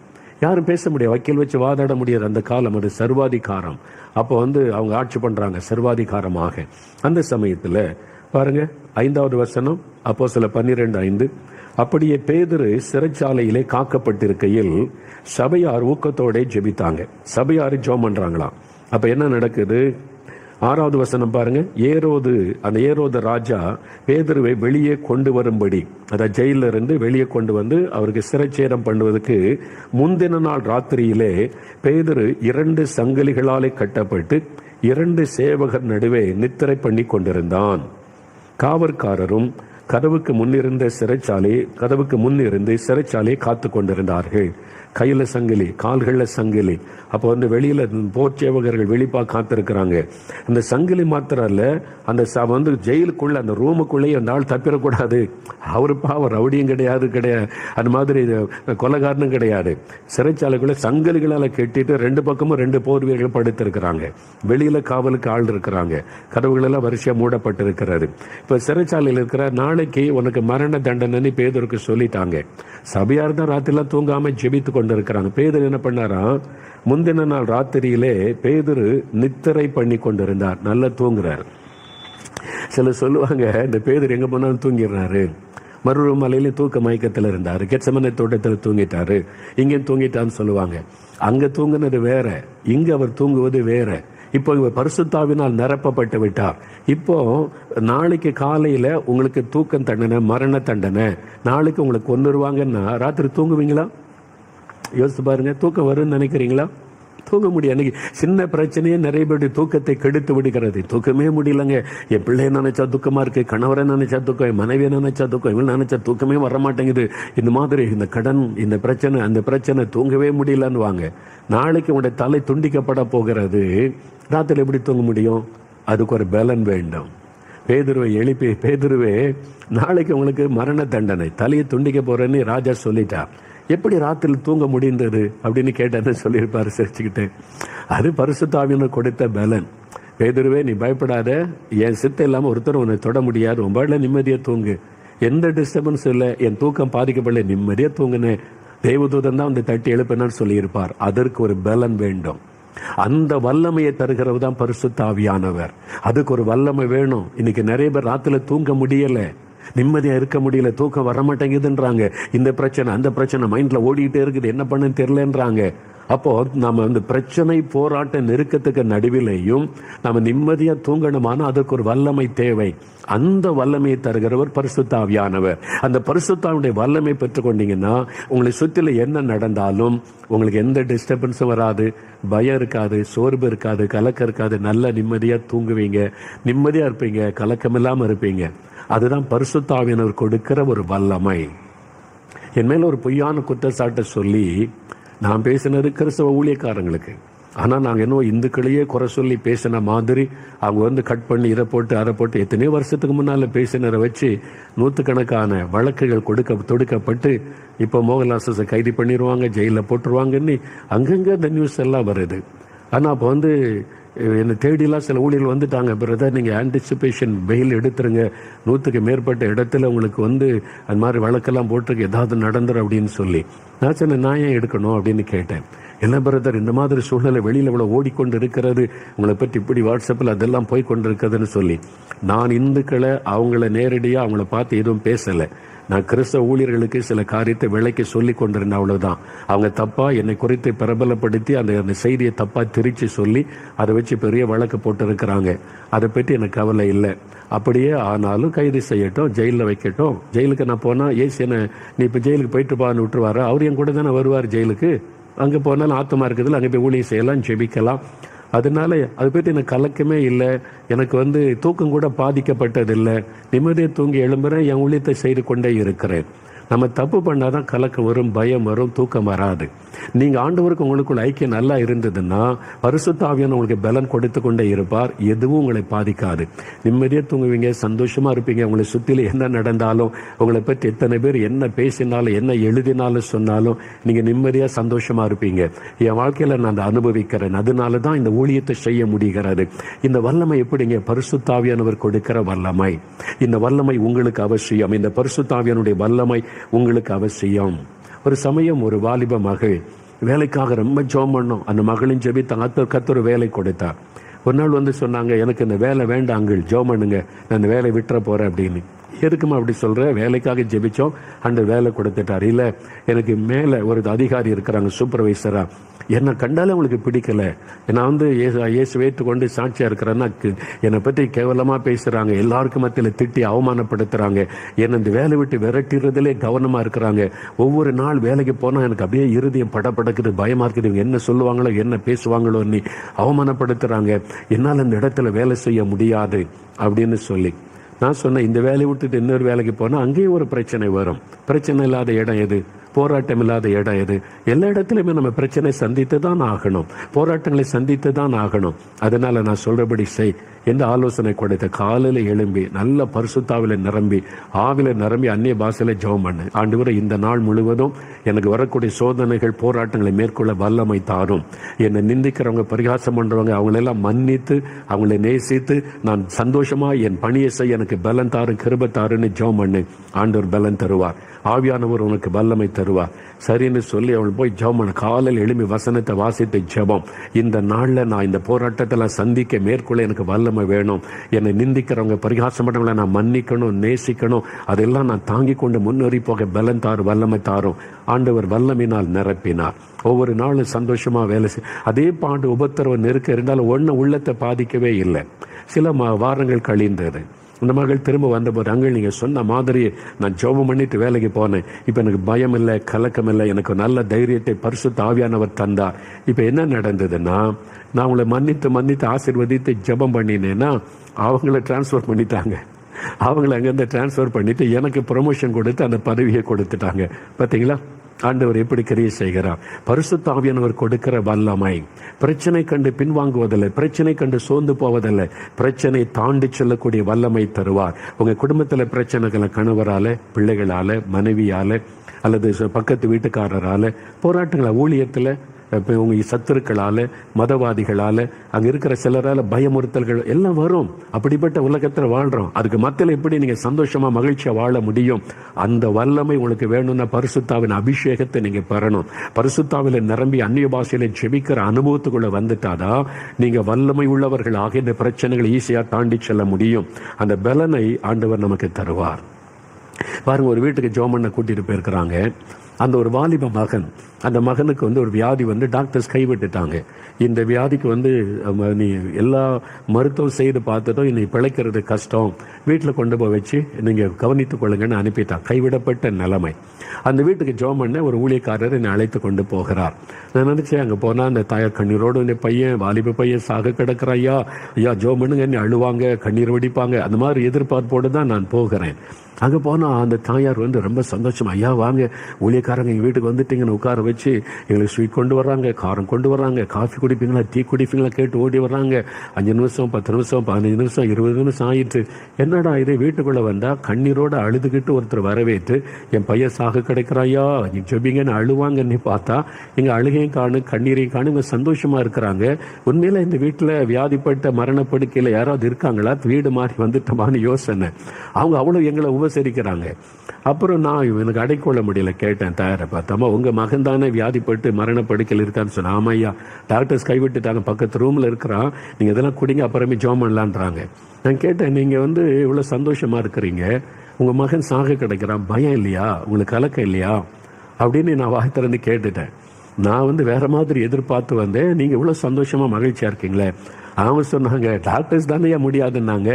இயேசு, நான் அவரை ஏற்றுக்கொண்டு, அவங்க இந்துவா இருந்து ரட்சிக்கப்பட்டிருக்கிறாங்க, இந்த இயேசுவை ஏற்றுக்கொண்டு இத்தனை வருஷம் ஆகுதுயா, என்ன அவர் கைவிட்டதே இல்லை, அவர் தான் கூட இருக்கிறார்ல, அவனுக்கு சுகமாயிரும், அவனுக்கு என்ன செய்யும், நம்ம ஜெபம் பண்ணலாம் சரியாயிரும். அவங்க சொல்றாங்க. எப்படிங்க இந்த பலன்? அதுதான் பரிசுத்த ஆவியானவர் கொடுக்கிற வல்லமை. நீங்க சின்னதுக்கு அழுதுகிட்டே இருக்கிறீங்களா, உங்களுக்கு வல்லமை இல்லைன்னு அர்த்தம். சின்ன அவங்க திட்டாங்க, இவங்க திட்டாங்க, உட்கார்ந்து அழுதுகிட்டே இருந்தீங்கன்னா உங்களுக்கு வல்லமை இல்லை, ஆவிக்குரிய வல்லமை இல்லை, நீங்க பிரச்சனை மேற்கொள்ளக்கூடிய வல்லமை இல்லை. உங்களுக்கு இந்த அபிஷேகம் தேவை. பரிசுத்த ஆவியானுடைய வல்லமை வரும்போது தான் எவ்வளவு பெரிய பிரச்சனை இருந்தாலும் ஈஸியா தாண்டி செல்ல முடியும். எப்படி அந்த தாயாரால் அவ்வளவு சந்தோஷம் மகிழ்ச்சியா இருக்க முடிந்தது? வீட்டுக்குள்ள மரண படுக்கையில் ஒரு மகன் இருக்கும் போது எப்படி அந்த தைரியம்? அதான் பரிசுத்த ஆவியானவர் கொடுக்கிற வல்லமை. பேதுரு நித்திரை பண்றார் பாருங்க, நாளைக்கு தலை துண்டிக்கப்பட போகிற நித்திரை பண்ணுகிறார். பரிசுத்த ஆவியானவர் கொடுக்கிற வல்லமை உங்களுக்கு தேவை. உலகத்தில் இருக்கும் வரைக்கும் நமக்கு பாடு உபத்திரம் உண்டு. அதுக்கு ஒரே வழி பரிசுத்த ஆவியின் வல்லமையை பெற்றுக்கொள்ளணும். அவர் எதிலும் கலங்க விட மாட்டார், தைரியப்படுத்துவார். நான் ஸ்கூல்ல படித்து கொண்டிருந்த ஒரு தம்பி எனக்கு தெரியும். ஊழியத்தின் ஆரம்ப காலத்துல அப்போ நேசரத்தில் ஒரு தம்பி படித்து கொண்டிருந்தான். அங்கே ஒரு அனாதை விடுதி இருக்கிறது, அப்பா அம்மா கிடையாது. அங்கே தான் இருந்த அந்த ஒரு கிறிஸ்தவ ஆர்ஃபனேஜில் வளர்ந்த தம்பி படித்து கொண்டிருந்தான். +2 எக்ஸாம் நல்லா ரட்சிக்கப்பட்டு நல்லா ஜெபம் பண்ணுவான், படிப்பான், ஜெபம் பண்ண, அவ்வளோதான். மற்ற மாணவர்களை போல வீணா நேரத்தை செலவு பண்ண மாட்டான். ஆண்டவருக்கு சாட்சியாக இருந்தான். எல்லாரும் அவனை பார்த்து பெரிய சாமியார் ஆயிட்டாடா, இப்போவே ஊழியக்காரர் ஆயிட்டாடா, இயேசு பற்றி சொல்லுவான். அதனால பரிகாசம் பண்ணுவாங்க. ஜெபம் பண்ணிட்டு நல்லா படிப்பான். ஆனால் பாருங்களேன், அந்த எக்ஸாமில் தோத்துட்டான், ஃபெயில் ஆயிட்டான். மற்றவங்கெல்லாம் பாஸ் ஆயிட்டாங்க. அப்போ இவனுக்கு அவங்கெல்லாம் சொல்கிறாங்க, என்ன ஜபன் ஏசு என்ன ஃபெயில் ஆயிட்டியா, அவ்வளோதானே அவங்க ஏசு எல்லாம் பரிகாசம் பண்ணாங்களா? யோசித்து பாருங்க. ஒரு இளம் வாலிப தம்பி தோல்வியை சந்திக்கிறான், எல்லாரும் பரிகாசம் பண்ணுறாங்க, அவனுடைய உள்ள பாதிக்கப்பட்டு விட்டது. அப்போ நான் ஏன் எனக்கு இந்த தோல்வி, நான் ஜெபிக்கிறேன், ஆண்டோடைய பிள்ளையா இருந்தேன், சாட்சியாக இருந்தேன், ஜெபமணி படித்தேன், ஏன் எனக்கு அந்த தோல்வி? நிறைய பேருக்குள்ள அந்த தோல்வி, அதை வச்சு பிசாசு உள்ள கரையை செய்து நீ வாழாத, அவமானம், இது இயேசுக்கு அவமானம் இல்லை, நீ எல்லாரும் பரிகாசம் பண்ணுறாங்கல்ல, செத்து போயிரு. அவனுக்குள்ள அந்த எண்ணம், அதே ஒரு போராட்டம், ஒரு ஆவிக்குரிய போராட்டம். அதனால செத்து போயிடலாம், தற்கொலை பண்ணி செத்துடலாம் நீ முடிவு எடுத்துட்டு அவனுக்குள்ள அந்த மன சோர்வுனால. நம்ம எல்லாருக்குமே இந்த மாதிரி போராட்டம் வரும், சோர்வு, பயம், கலக்கம், இது வழியாகத்தான் நம்ம கடந்து போக வேண்டியது வரும் இந்த உலகத்தில். அவன் பாருங்க, அப்படி தனியாக அந்த காட்டுக்குள்ள செத்து போயிடலாம் நீ போய் கொண்டு இருக்கிறான். அப்போ ஆவியானவர் பேச ஆரம்பித்தார். ஏன்னா அவன் பரிசுத்தாவில் நிரப்பப்பட்டிருந்தால் ஆவியானவர் அவனுக்குள்ள இறங்கி உள்ளத்தில் அவனுக்குள்ளாகவே இருந்து பேசினார். எங்க போற, நீ என்ன விசுவாசிக்கிறல்ல, உனக்கு இதுல தோல்வி வந்தா எனக்கு தெரியாம நடந்திருக்குமா? நீ ஜெபமணி தானே படித்த? ஆமா ஆண்டவர், அப்படிதான் நான் படித்தேன், அதனால தானே தோல்வி அடைஞ்சு எனக்கு அவமானமா இருக்குது, எனக்கு தெரியாம உனக்கு தோல்வி வருமா? அவன் யோசிக்க ஆரம்பிச்சான். அப்ப ஏன் ஆண்டவரே, நான் ஒரு காரணம் இல்லாம உன் வாழ்க்கையில தோல்வியை அனுமதிப்பேனா? தோல்வியை கூட நீங்க அனுமதிப்பீங்களா? உனக்கு எல்லாம் வெற்றியே தந்துகிட்டு இருப்பேன்னு நினைக்கிறியா? தோல்வி வழியாகவும் நான் நடத்துவேன், அதில் வழியாக என் சித்தத்தை நிறைவேற்றுவேன். நீ திரும்பி போ, நான் உன்னை குறித்து வைத்திருக்கிற திட்ட வித்தியாசம். ஆண்டவர் பேசின உடனே ஆறுதல் படுத்தினார். எங்க போறேன்? ஆறுதல் படைத்து உள்ளத்தில் ஒரு பெரிய அவன் சொன்னான், அவனை சந்தித்த போது அன்றைக்கு ஆவியானவர் என்கிட்ட பேசாம இருந்திருந்தா நான் தற்கொலை பண்ணி செத்திருப்பேன். பரிசுத்த ஆவியானவர் என்னை நிரப்பி இருந்ததுனால உடனே பேசினார், உடனே இடைப்பட்டார், என்னை தைரியப்படுத்தி பலப்படுத்தினார். நான் திரும்பி வந்தேன். நான் ஃபெயில் ஆனது கூட தெய்வ சித்தம். ஆண்டவர் ஏதோ ஒரு திட்டம் வச்சிரு. எத்தனை பேர் என்ன கேலி பேசினா எனக்கு என்ன, யார் வேணாலும் பேசிவிட்டு போட்டா, என் ஆண்டவருக்குள்ள சந்தோஷமா இருந்தேன். இன்றைக்கு நான் ஒரு ஊழியக்காரனா இருக்கிறேன். அன்னைக்கு ஆயிரங்களுக்கு ஆசீர்வாதமா என்னை பயன்படுத்துறாரு. ரொம்ப சந்தோஷமா பாருங்க. அதன் பிறகு பைபிள் காலேஜில் படிச்சு பெரிய டிகிரி எல்லாம் வாங்கி ஆயிரக்கணக்கான பேருக்கு ஆசீர்வாதம். இன்னைக்கு இவ்வளவு பெரிய சந்தோஷமா என்ன வச்சிருக்கிறாரு. மகிழ்ச்சியா இந்த வாலிபன் சொன்னான். அப்போ ஆவியானவர் பலப்படுத்துவார், வல்லமை தருவார். தோல்விகளை சந்திக்கிறதற்கு ஒரு வல்லமை தேவை, நிந்தைகளை சந்திக்க ஒரு வல்லமை தேவை, பாடுகளை சந்திக்க ஒரு வல்லமை தேவை. அதை தருகிறவர் பரிசுத்த ஆவியானவர். அப்ப எத்தோடு பெரிய பிரச்சனையிலும் உங்களை பலப்படுத்தி வல்லமைப்படுத்தி அவர் நடத்துவதை பார்க்கலாம். ஒரு சமயம் எங்களுக்கு தெரிந்த ஒரு குடும்பம், அந்த குடும்பமே நல்லா ரட்சிக்கப்பட்டு அபிஷேகம் என்ற ஊழியத்துக்கு எல்லாம் உதவியா இருப்பாங்க. எங்க பக்கத்துல கூட்டனாலே வந்துருவாங்க, நல்லா ஜெபிப்பாங்க, முழு குடும்பம் சந்தோஷமா ஊழியத்தில் பங்கு பெறுகிற ஒரு குடும்பம். அந்த குடும்பத்துல ஒரு மரணம், அவருடைய வாலிப மகள் ஒரு அகால மரணம் ஏற்பட்டு விட்டது. அந்த செய்தி கேட்டு நான் இருதயத்தில் அதிர்ச்சி அடைந்து விட்டேன். அந்த குடும்பமே அபிஷேகம் பெற்று நல்லா ஊழியம் செய்கிற குடும்பம், ஊழியத்துக்கெல்லாம் உதவியா இருக்கிற குடும்பம், அந்த குடும்பத்திலேயா இப்படி ஒரு மரணமா வாலிப மகளுக்கா? என்னை அப்படியே அதிர்ச்சி அடைய வைத்து விட்டார். நாங்கள் ஊழியர்கள்லாம் ஒரு 4-5 பேர் சேர்ந்து ஒரு வாகனத்தை ஒழுங்கு பண்ணி அவங்களுக்கு பேர் ஆறுதல் சொல்லிட்டு வரலாம். மறித்து ஒரு 2 நாள் ஆகிவிட்டது. நாங்கள் போகும்போது பேசுகிறோம், என்ன ஆறுதல் சொல்றது அவங்களுக்கு? அவங்க எவ்வளவு ஊழியத்துக்கு உதவியா இருந்தாங்க, எவ்வளவு ஆண்டவருக்காக மகிழ்ச்சியா ஊழியெல்லாம் செய்தாங்க. அந்த குடும்பத்துல இப்படி ஒரு மரணமா அவருடைய வாலிப மகளுக்கு? கிரகிக்கவே முடியலையே, யோசிக்கவே முடியலையே, நம்மளால ஏற்றுக்கொள்ள முடியல. அந்த குடும்பம் எப்படி ஏற்றுக்கொள்வாங்க? நம்ம என்ன வார்த்தை சொல்லி உங்களை சமாதானப்பட? ஒரு வியாதி மறிச்சிட்டா ஒரு சமாதானம் சொல்லலாம், ஒரு விபத்து ஏற்பட்டு மறிச்சா கூட ஒரு சமாதானம் சொல்லலாம் பைபிள்ல இருந்து எடுத்து. இதுக்கு நம்ம சமாதானம் சொல்ல முடியும், ஆறுதல் சொல்ல முடியும்? எங்களுக்குள்ள ஒரு பயம், எப்படி அவங்க கேள்வி கேட்ட என்ன பதில் சொல்றது அப்படின்னு நினைச்சிட்டே போறோம். நாங்கள் 4-5 ஊழியர்கள் போய் வாகனத்தை வீட்டுக்குள்ள போனா எங்களை ரொம்ப சந்தோஷமா வாங்கன்னு வரவேற்று உட்கார வச்சு அவங்க எங்களை உபசரிக்கிறாங்க. நான் பார்க்குறோம் அவங்களுடைய அந்த தாய், தகப்பன், உடன் பிறந்த மற்றவங்க எல்லாம் வீட்டில் இருக்கா, சந்தோஷமா பேசுறாங்க, அப்படி பண்றாங்க. நாங்கள் என்ன பேசுறேன்னு உட்கார்ந்துருந்தா அவங்க அந்த மரித்து போன மகளை குறைத்தோம், நடந்த சம்பவத்தை குறைத்தோம். தேவ சித்தம் இல்லாமல் நடக்க முடியாது. இப்ப எங்க மகள் இயேசுவோடு கூட இருக்கிறாள், இளம் பிள்ளை, வாலிப மகள். அப்போ அது எவ்வளவு பெரிய பாதிப்பை உண்டாக்கி. நான் நினைச்சேன் பல கேள்வி கேட்பாங்க, என்ன பதில் சொல்றதுன்னு தெரியாம போனா அவங்க எங்களை ஆறுதல் படுத்துறாங்க. நான் அப்படியே ஆச்சரியம் பார்த்து கொண்டேன், எப்படி அவங்களால முடியுது? அப்ப அவங்கள்ட்ட நான் வாய் திறந்து கேட்டுட்டேன், நாங்க பயந்துகிட்டே வந்தவங்களுக்கு என்ன ஆறுதல் சொல்றது, எப்படி சொல்ல முடியும்னு நினைச்சுக்கிட்டே வந்தோம். நீங்க இவ்வளவு சந்தோஷமா பேசுறீங்க. அந்த மரண செய்தி எங்களை முதல்ல துக்கப்படுத்துச்சு. நாங்களும் பெற்றோர் தானே, பிள்ளை இழந்து நிக்கிறோம். அதனால கண்ணீர் விட்டு அழுதோம். நாங்க எவ்வளவு முடியுமோ அவளை அழுதோம். அதன் பிறகு பரிசுத்த ஆவியானவர் இறங்கினார், எங்களை தேற்றினார். எனக்கு தெரியாம அது நடக்க முடியுமா? நான் தானே உங்க குடும்பத்தை நடத்துறேன். அப்போ நான் நன்மைக்காகத்தானே எதையும் அனுமதிப்பேன், தீமைக்கானதை உன் குடும்பத்தில் அனுமதிப்பேன் ஆண்டவர் பேசினார். நாங்கள் சந்தோஷமாயிடுவோம். மகள் ஏன் சமூகத்தில் தானே இருக்கிறாள், ஆண்டவர் ஆறுதல் படுத்தினார். இப்போ எங்களுக்கு ரொம்ப சந்தோஷம் என்னன்னா என் மகள் இயேசுவோடு இருக்கிறாள், ஆண்டவர் தான் இதன் வழியாக எடுத்துக்கொண்டார். ஒரு பெரிய சந்தோஷம். அதனால் ஆண்டவர்கள் ஆறுதல் படுத்திட்டார். மறிச்சு 2 நாள் கழிச்சு அவங்க சொல்றாங்க, அவங்க போய் அளவு இல்லை, ஒரு சொட்டு கண்ணீர் வடிக்கல. எப்படிங்க இது? அதுதான் பரிசுத்த ஆவியானவர் கொடுக்கிற வல்லமை. எவ்வளவு பெரிய பாடுகள், எவ்வளவு பெரிய இழப்புகள், எவ்வளவு பெரிய நிந்தைகள், நெருக்கங்கள் வந்தாலும் உள்ளத்தில் ஒரு தைரியம், பலன், மகிழ்ச்சி. அதுக்கு ஒரு வல்லமை தேவை. அந்த வல்லமை தருகிறவர் தான் பரிசுத்த ஆவியானவர். அதனால தான் பிரச்சனைகளை மேற்கொள்ள உங்களுக்கு வல்லமை. இந்த பிரச்சனைலாம் நம்ம சந்தித்து தான் ஆகணும். உலகத்தில் வாழ்வரைக்கும் பிரச்சனை, பாடு, நிந்தை நமக்கு வரும். ஆனால் அதுக்கு மத்தியில் நம்ம தைரியமா மகிழ்ச்சியா இருக்கணுமான ஒரு வல்லமை தேவை. அந்த வல்லமை தான் பரிசுத்த ஆவியானவர் கொடுக்கிற வல்லமை. அதைத்தான் இயேசு சொல்லுகிறார், பரிசுத்த ஆவியானவர் வரும்பொழுது நீங்கள் வல்லமையை பெற்றுக் கொள்ளுவீங்க. நீங்க உங்களுக்கு வரக்கூடிய ப்ரமோஷன் தடுக்கப்படலாம், உங்களுக்கு வரக்கூடிய வெற்றியை நீங்க இழந்து போகலாம், உங்க வாழ்க்கையில சில தடைகளை சந்திக்கலாம், சில நிந்தைகள், அவமானங்கள், பொய்யான குற்றச்சாட்டுகள், நீங்க சோர்ந்து போகிற எல்லாமே உங்களுக்கு விரோதமா பொருளாதார சாத்தான் எழுப்பி கொண்டு வருவான். அதுக்கு மத்தியில நீங்க சந்தோஷமா மகிழ்ச்சியா, இயேசு எனக்கு நல்லவர், என் கூட இருக்கிறார், என்னை நடத்துவார்னு சொல்லுவதற்கு ஒரு வல்லமை வேண்டும். அந்த வல்லமை தருகிறவர் தான் பரிசுத்த ஆவியானவர். எதுவும் உங்களை அசைக்க முடியாது. எந்த பாடுகளும் எனக்கு எத்தனை பாடு கொண்டு நிறைய பேர் எனக்கு ஆறுதல் சொல்லி செய்தி அனுப்புறாங்க, இதை குறித்து கலங்காதங்க, பயப்படாதங்க, நாங்கள் ஜெபித்து கொண்டு இருக்கிறோம் என்று. அநேகருடைய ஜெபம் ஒரு பக்கம். அந்த ஜெபத்தின் மூலம் ஆவியானவர் என்னை பலப்படுத்த அந்த பலனை தந்திருக்கிறார், வல்லமை தந்திருக்கிறார்.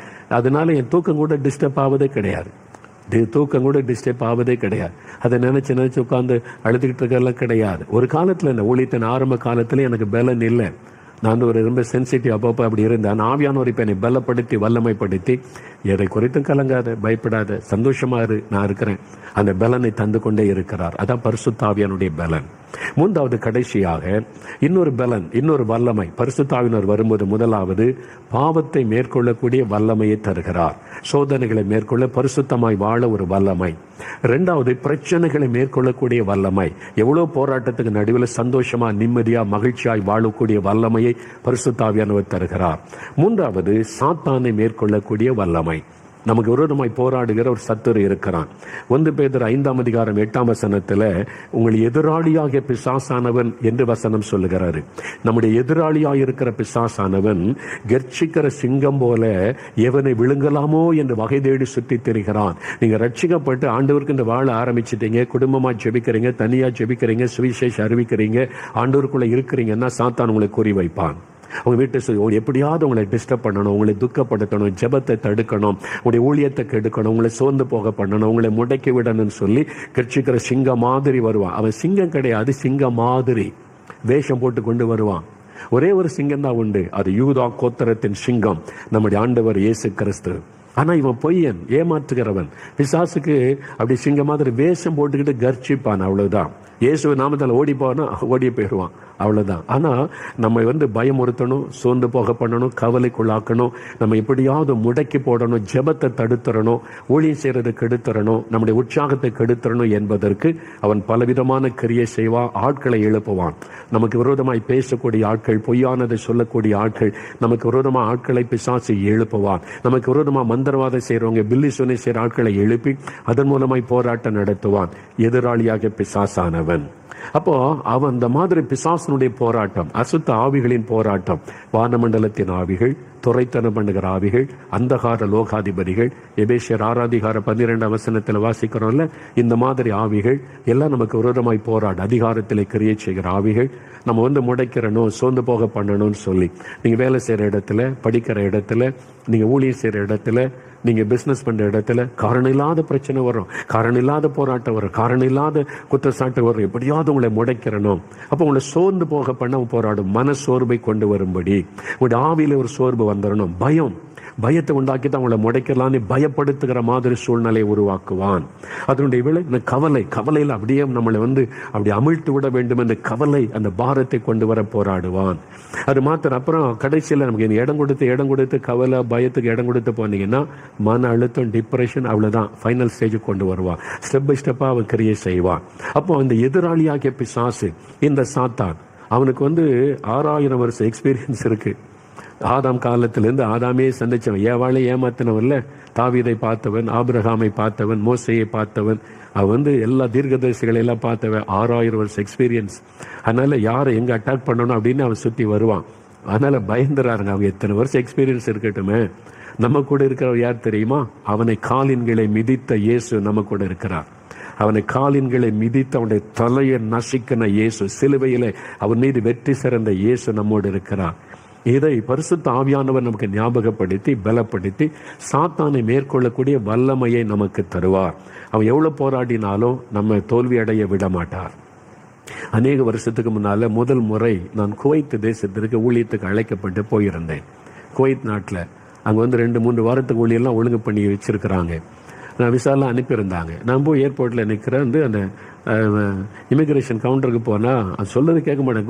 கோ அவேன்றான். நான் போய் 2வது முறை கியூவில் நிற்கிறேன். 2 மணி நேரமாக நிற்கிறேன். 2-3 முறை போயிட்டேன். என்ன தப்புன்னு சொல்ல மாட்டேங்கிறான், கோன்றான். அப்படின்னு அவன் பேசுறது புரியல. என்ன பார்த்தா அந்த விசாவில் ஒரு மிஸ்டேக், எனக்கு தெரியல. அது நான் என்னதுன்னு எனக்கு புரியல. 2 மணி வெளியே கூட்டு போறவங்க வெளியில டீமா காத்திருக்கிறாங்க. அவங்க உள்ள வர முடியாது, நான் வெளியே போக முடியாது, நியூஸ் சொல்ல முடியாது. 2 மணி நேரம் ஆகி போச்சு. எனக்கு அப்படியே மன சோர்வு வந்து விட்டது. என்ன பண்றது, ஹெல்ப் பண்ண யாரும் இல்லை, தெரிஞ்சவங்க யாரும் இல்லை, இல்லை என்னதான் காரியம்னு புரியல. அப்போ அந்த ஏர்போர்ட்ல வேலை செய்கிற ஒரு சகோதரரை உள்ள அனுப்பினா அவர் பார்த்துட்டு, இந்த பாஸ்போர்ட், உங்களுடைய பாஸ்போர்ட் நம்பர் இதுல மாறி இருக்குது பிரதர், அதனாலதான். அப்பதான் எனக்கு தெரியுது. அவர் சொன்னாங்க, இந்த இதுக்கு உள்ள அனுமதிக்கவே மாட்டான். இன்னும் கொஞ்ச நேரம் ஆயிருந்தா அடுத்த ஃபிளைட்ல அவங்களை இந்தியாவுக்கு திருப்பி அனுப்பியிருப்பான்.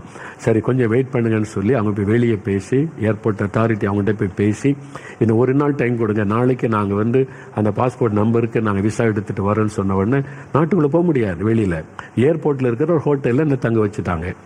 ஒரு பிரதர் கூட்டு இங்கே தான் அந்த ஏர்போர்ட்டில் ஒர்க் பண்ணுற பிரதர் தான், வேறு யாரும் பார்க்க முடியாது, பேச முடியாது, அந்த ரூமில் இந்த ரூமில் தங்கிருங்க, நாளைக்கு நாங்கள் விசா எடுத்துகிட்டு உங்களை வெளியே கூட்டிகிட்டு போகிறோன்னு சொல்லி தனியாக அந்த ரூமில் இந்த ஹோட்டல் ரூம் தான். எனக்கு அப்படியே மன சோர்வு வந்து விட்டார். ஏன்னா பல மணி நேரம் ஏர்போர்ட்டில் நின்று, இப்போ என் பெட்டி என்கிட்ட இல்லை, பைபிளும் என்கிட்ட இல்லை, தனியாக ரூமில் விடப்பட்டிருக்கேன். நாளைக்கு அந்த விசா கிடச்சி வந்தால் தான் உண்டு. அது மாதிரி போராட்டத்தில் நான் நிற்கிற ரூமில் கொஞ்சம் சோர்ந்து இருக்கிறேன். விசாஸ் டைரக்டாக நிற்கிறான். சாத்தான் பேசினான், உன்னை இந்த தேசத்துக்குள்ளே விட மாட்டேன், இந்த தேசத்துக்குள்ளே நீ போக முடியாது அப்படின்னு அப்போ அதான் சாத்தானுடைய டைம். நம்ம எப்போ சோர்ந்து இருக்கிறோம், முதல்ல மன சோர்வை உண்டாக்கி தான் நம்ம அட்டாக் பண்ண பார்ப்பான். அந்த சமயத்தில் அவன் நேரடியாக பேசுகிறான், நேரடியாக ஒரு மோதல். அவன் இந்த நாட்டுக்குள்ள அவனை விட மாட்டேன் பாரு, இந்த தேசத்துக்குள்ள நான் போக முடியாது, ஊழியம் செய்ய விட மாட்டேன் என்பதாய் நின்றான். அப்போ நான் ஏற்கனவே தனித்து விடப்பட்டு சோர்வு இருக்கிறேன்னா வேறு வழியில் முழங்கால் படிக்கிட்டேன். ஆண்டவரே உம்முடைய பலன் எனக்கு வேணும். நான் அப்படியே காத்திருந்து ஜெபிக்க அபிஷேகம் இறங்க ஆரம்பித்தது. ஆவியானவர் இறங்கினார், பரிசுத்தாவினர் இறங்க புதிய பாஷை, அந்நிய பாஷையில பேச அப்படியே ஆவியானவர் நிரப்பி பலப்படுத்தி, அப்புறம் ஆவியானவர் பேச ஆரம்பித்தா, நீ பயப்படாத, நான் இருக்கிறேன் கூட, நீ தனிமையா இல்லை, அவனை ஜெயித்த இயேசுவன் கூட இருக்கிறேன், அவன் சொல்றதை நீ பார்க்காத, நான் கூட இருக்கிறேன், இந்த தேசத்துக்கு கொண்டு போக நான் உன்னை அழைச்சிட்டு வந்தேன், நான் கொண்டு போவேன், அவனால் இவ்வளவுதான் செய்ய முடியும், ஒரு நாள் தடுக்க முடியும், நான் உன்னை கொண்டு போவேன், என் திட்டத்தை நிறைவேற்றுவேன் அப்படின்னு ஆண்டவர் தெளிவாய் பேசினார். அதன் பிறகு முழங்கால விட்டு எழுப்பி, நான் பிசாசே, நீ என்னை தடுக்க முடியாது, உன் தலையை நசிக்கனவர் என் கூட இருக்கிறார், உனக்கு தெரியும் இல்ல, நீ என்ன பண்ணிட முடியும், உன்னால் என்ன பண்ண முடியும் பண்ணிக்க, நான் இந்த நாட்டுக்குள்ள போவேன், ஊழிய செய்வேன், ஆண்டவரை நீ கொண்டு வந்த நோக்கத்தை நிறைவேற்றுவார். அவ்வளவுதான் சொன்ன உடனே ஓடி போயிட்டான். அந்த பலனை நமக்கு தருகிற பரிசுத்த ஆவியானவர். நீங்க இந்த அபிஷேகத்துக்குள்ள இல்லைன்னா அவ்வளவுதான், மடங்கடித்து விடுவான் பிசாசு. அப்படிதான் மோதும் போது ஆவியானவர் நம்மை பலப்படுத்துவார். ஒரு சமயம் நான் 25 வருஷத்துக்கு முன்னால முதல் முறை நான் அமெரிக்காவுக்கு ஊழியத்துக்கு போயிருக்கிறேன். நியூயார்க் பட்டணத்தில் சில இடங்களை ஊழியம் முடிச்சுட்டு வாஷிங்டன் டிசியில் அவங்க கூப்பிட்டாங்க. அங்கே உள்ளவங்க முதல் முறை நான் அமெரிக்காவுக்கு போயிருக்கிறேன். அந்த நியூயார்க்கில் ஒரு குடும்பத்தார் என்னை வாஷிங்டன் டிசிக்கு நாங்கள் கார்லேயே போயிடலாம், அவங்களை அழைச்சிட்டு போகிறோன்னு சொல்லி ஒரு 4-5 பேர் இருக்கிறோம் அந்த காருக்குள்ளே. ஒரு நீண்ட பிரயாணம் நியூயார்க்கிலேருந்து வாஷிங்டன் டிசிக்கு. நான் அந்த இதெல்லாம் பார்த்துக்கிட்டே போகிறேன், அழகாக ரசிச்சுக்கிட்டே போகிறேன். கொஞ்ச நேரத்தில் திடீரென்று எனக்கு ஒரு தனிமை உணர்வு. நான் பல நாள் ஆகிவிட்டார். பொதுவாக நான் தனியாக ஊழியத்துக்கு போகிறதில்ல, டீமாக போவோம், குழுவாக தான் ஜெபிப்போம், ஊழிய சேவையில் என் மனைவி எல்லா இடமும் என் கூட வருவாங்க, சேர்ந்து தான் போவோம். அங்கே தனிமையாக போய் 2 வாரத்துக்கு மேல் ஆகிவிட்டார். அதனால் அந்த ஹோம் சிக்குன்னு சொல்லுவாங்கல்ல, ஒரு தனிமை உணர்வு, அந்த மாதிரி ஒரு உணர்வு அந்த நேரத்தில் திடீரென்று என் மேலே வந்து விட்டார். சாத்தான் அப்படிதான் நம்மளை அட்டாக் பண்ணுவான், நம்மளை ஆவிக்குரிய வாழ்க்கையில் சோர்ந்து போக பண்ண, உனக்கு யாரும் கிடையாது, நீ அவ்வளோதான்ற மாதிரி. அந்த தனிமை உணர்வு அப்படியே எனக்குள்ள மன சோர்வை கொண்டு வந்து விட்டார். உடனே எனக்கு என்ன தோணுது, ஊருக்கு திரும்பி போயிடலாம், வேண்டாம், உடனே நம்ம இந்தியாவுக்கு திரும்பி போயிடலாம் அப்படின்ற ஒரு எண்ணம் எனக்கு வருது. அப்படியே மன சோர்பில் அப்படி இருதயம் கலங்கி நான் அந்த காரில் ஒரு ஓரமாக உட்காந்துருந்தேன். மற்ற 4 பேர் சந்தோஷமாக பேசிக்கிட்டே வர்றாங்க. அவங்க அமெரிக்காவை சார்ந்தவங்க, எல்லா வாலிபர்கள், வாலிப மகள், அவங்கெல்லாம் அந்த ஃபேமிலி மெம்பர்ஸ் எல்லாம் பேசிக்கிட்டே வர்றாங்க. நான் அந்த மூலையில் உட்காந்து அப்படியே மன சோர்ந்து போயிட்டேன். அப்படியே கண்ணை மூடி இருதயம் சோர்ந்து போயிட்டாரு. அப்படி இருக்கும்போது திடீரென்று பரிசுத்த ஆவியானுடைய பிரசன்னை நிரப்ப ஆரம்பித்தார். அப்படியே ஆவியானவர் என்னை நிரப்பின உடனே அப்படியே நான் ஆவியில நிரம்பி எனக்கு நல்ல தெரியுது பரிசுத்த ஆவியானவர் நிரப்புகிறார். அப்படி அந்நிய பாஷையில நான் பேசுறேன் அமைதியா. அப்படி அந்நிய பாஷையில பேச பேச பேச அந்த காருக்குள்ள அவங்க சிரிச்சு பேசிட்டு தான் அமைதியாயிட்டாங்க. அந்த தேவ பிரசன்ன அந்த காரையே ஆட்கொண்டு விட்டாரு. அப்படி அவங்க எல்லாம் அமைதியாயிரு. அது வரைக்கும் பேசி சிரிச்சுக்கிட்டு வந்தவங்க நான் ஆவியில நிரம்பி அந்நிய பாஷை அமைதியா தான் பேசுறேன். அந்த மூலையில அந்த கார் ஓரத்துல உட்காந்து அமைதியா அந்நிய பாஷையில பேசிக்கிட்டே இருக்கிறேன். அப்படியே அமைதியாயிட்டாங்க. எல்லாம் அப்படியே பின் டிராப் சைலண்ட் ஆயிட்டாங்க. ஏன்னா அந்த மாதிரி தேவ பிரசன்னம், ஆவியானுடைய பிரசன்னம் அப்படியே ஆவில நிரம்பிய கண்ணில் கண்ணீர் வடியுது. அப்போ ஆவியானவர் பேசுறாரு, நீ தனிமையாவா இருக்கிற? யூ ஆர் நாட் அலோன், ஐ ஆம் வித் யூ. நான் கூட இருக்கிறேன். ஏன் பயப்படுறேன்? நான் கூட இருக்கிறேன். உனக்கு நான் துணையா இருக்கிறேன். நான் தானே உனக்கு கொண்டு வந்தேன். என் திட்டத்தை நிறைவேற்றணும். சொந்து போகாத. பலப்படுத்தினார். அப்படியே ஆவியானவர் வல்லமைப்படுத்தினார். பலப்படுத்தி இன்னைக்கு நீ போகிற இடத்துல என் ஊழியத்தில் என்னென்ன காரியத்தை நான் செய்வேன், அதுதான் நான் கூட இருக்கிறதுக்கு அடையாளம், திடன்கள். அப்படியே சில நிமிஷ நேரத்தில் என் உள்ளத்துல சந்தோஷம் பொங்கி துதிக்க ஆரம்பித்தேன். ஆவில நிரம்பி அந்நிய பாஷையில துதித்து ஆண்டவரை அப்படியே மகிழ்ச்சியோடு ஸ்தோத்தரிக்க ஆரம்பித்தேன். உடனே அந்த சோர்வு மாறிவிட்டது.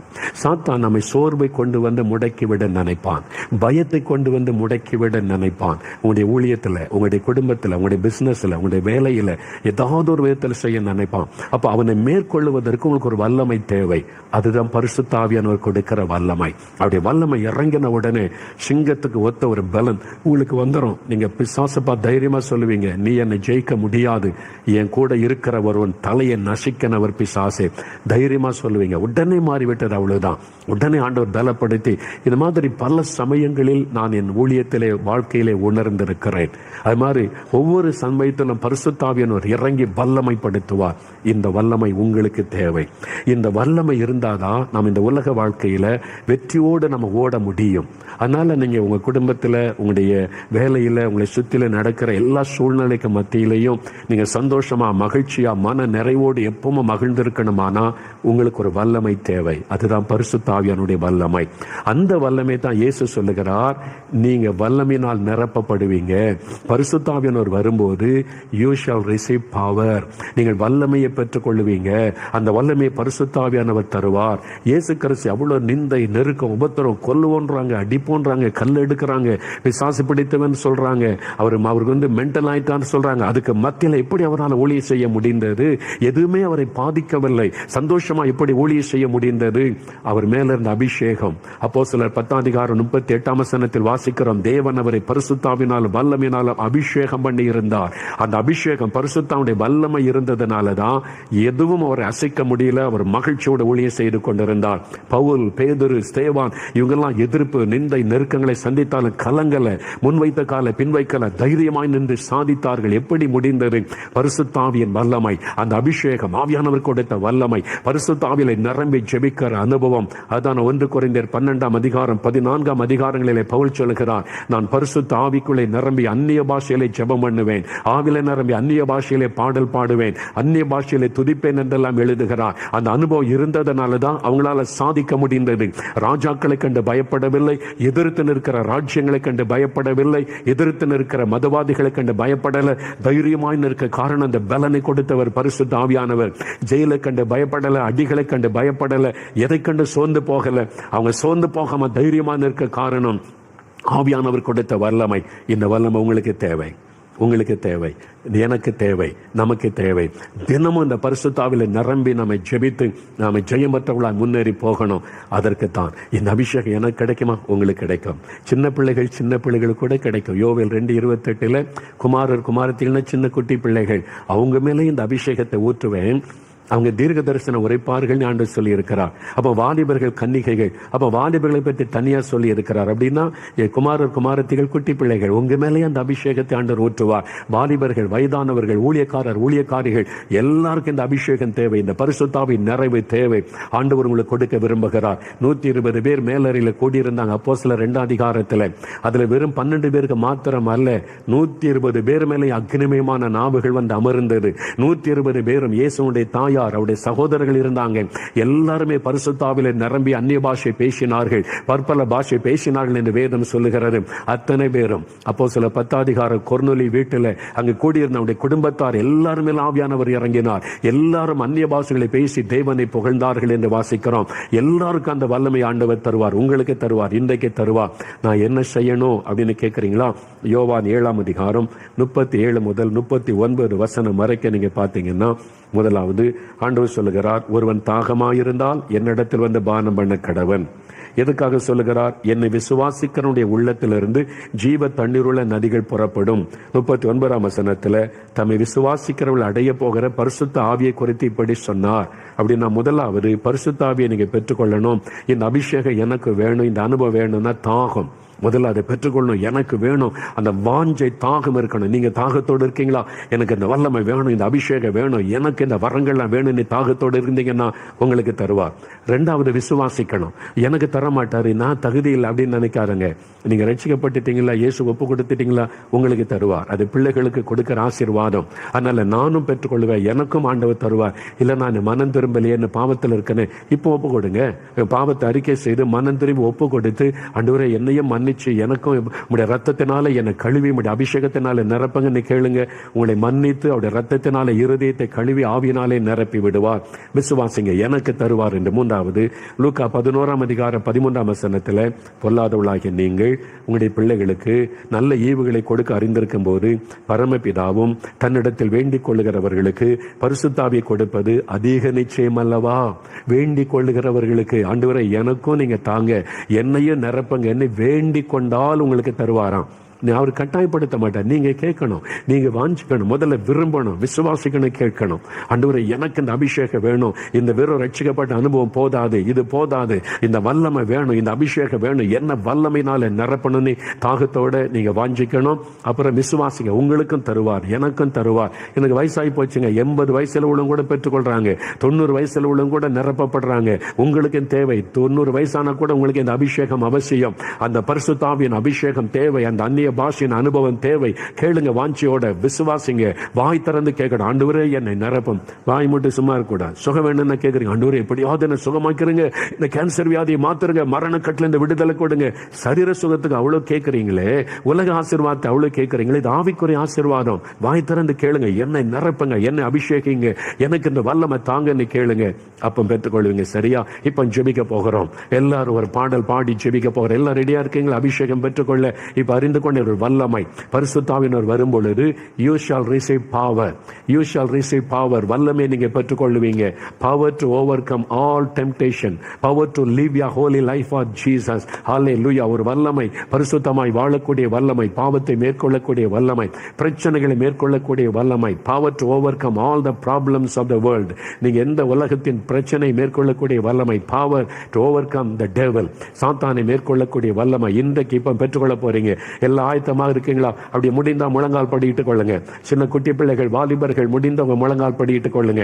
மற்றவங்க நீங்க உட்கார்ந்து இருந்தாலும் ஜபத்தோட, வேடிக்கை பார்க்க கூடாத ஜபத்தோட, சில நம்முடைய நேரம் தான் ஜெபிக்க போகிறோம். தாகத்தோட ஆண்டவரே இந்த வல்லமை எனக்கு வேணும், இந்த அபிஷேகம் எனக்கு வேணும், இந்த ஆவியானுடைய வல்லமை எனக்கு வேணும், எனக்கு இந்த வல்லமை வேணும். அன்றைக்கு பேதுருக்குள்ளே காணப்பட்ட வல்லமை, பவுலுக்குள்ளே காணப்பட்ட வல்லமை, ஸ்தேவானுக்குள்ளே காணப்பட்ட வல்லமை எனக்கு வேணும். என்ன இந்த வல்லமையினால நிரப்புங்க. எல்லாம் கேட்கணும். ஒரு பாடல் பாடி ஜெபிக்க போகிறோம். அப்படியே முழங்கால் படியிட்டுக் கொள்ளுங்க. எல்லாம் சேர்ந்து ஜெபிக்கணும். குடும்பமா ஜெபம் பண்ணுங்க.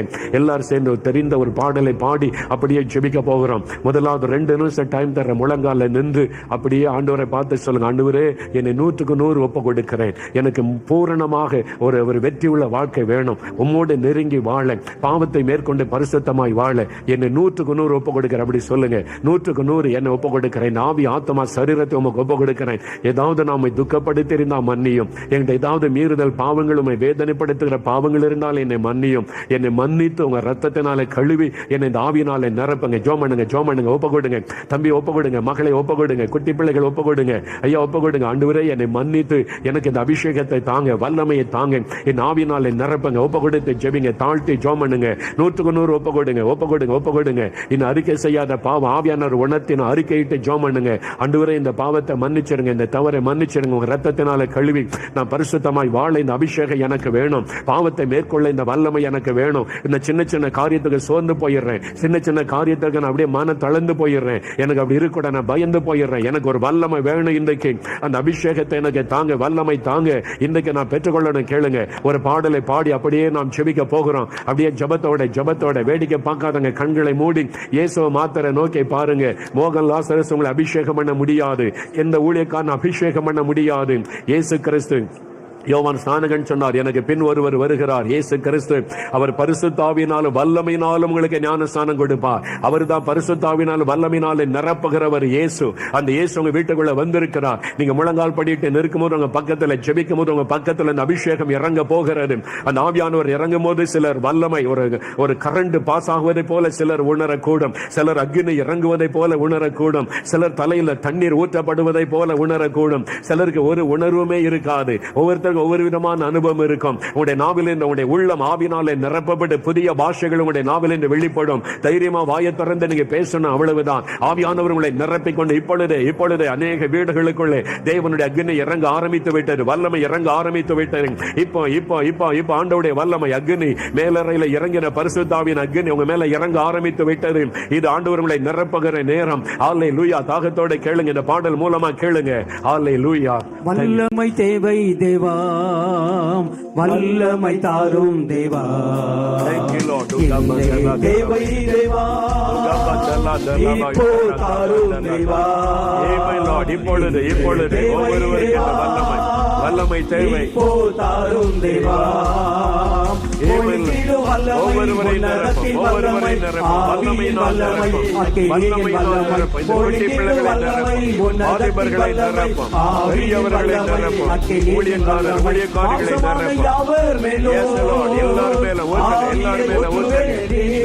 எல்லாரும் மேல ஊற்றுங்க, எல்லாரும் மேல வல்லமை ஊற்றுங்க, ஆவியை ஊற்றுங்க, வல்லமை இறங்கட்டும், அபிஷேகத்தின் வல்லமை. Thank you my Jesus.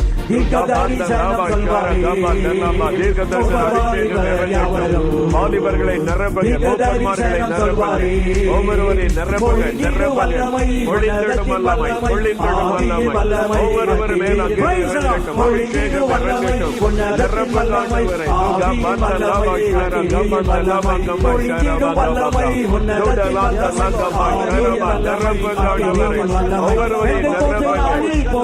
வல்லமை இறங்கட்டும், வல்லமை இறங்கட்டும், அபிஷேகம் இறங்கட்டும், ஒவ்வொருவரை நிரப்புங்க. பெந்தெகோஸ்தே நாளிலே இறங்கின வண்ணமாய் அக்கினிமயமான நாவுகள் ஒவ்வொருவரை நிரப்பட்டும், அக்கினிமயமான நாவுகள் ஒவ்வொருவரை நிரப்பட்டும், குட்டி பிள்ளைகளை நிரப்பட்டும், மரங்களினாலே நிரப்பும்,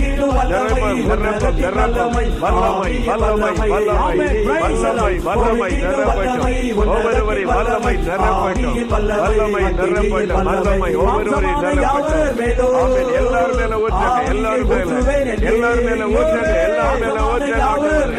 எல்லாரும் மேல ஊற்றுங்க. எல்லா வீடுகளிலும் ஆவியானவருடைய வல்லமை ஊற்றப்படட்டும்.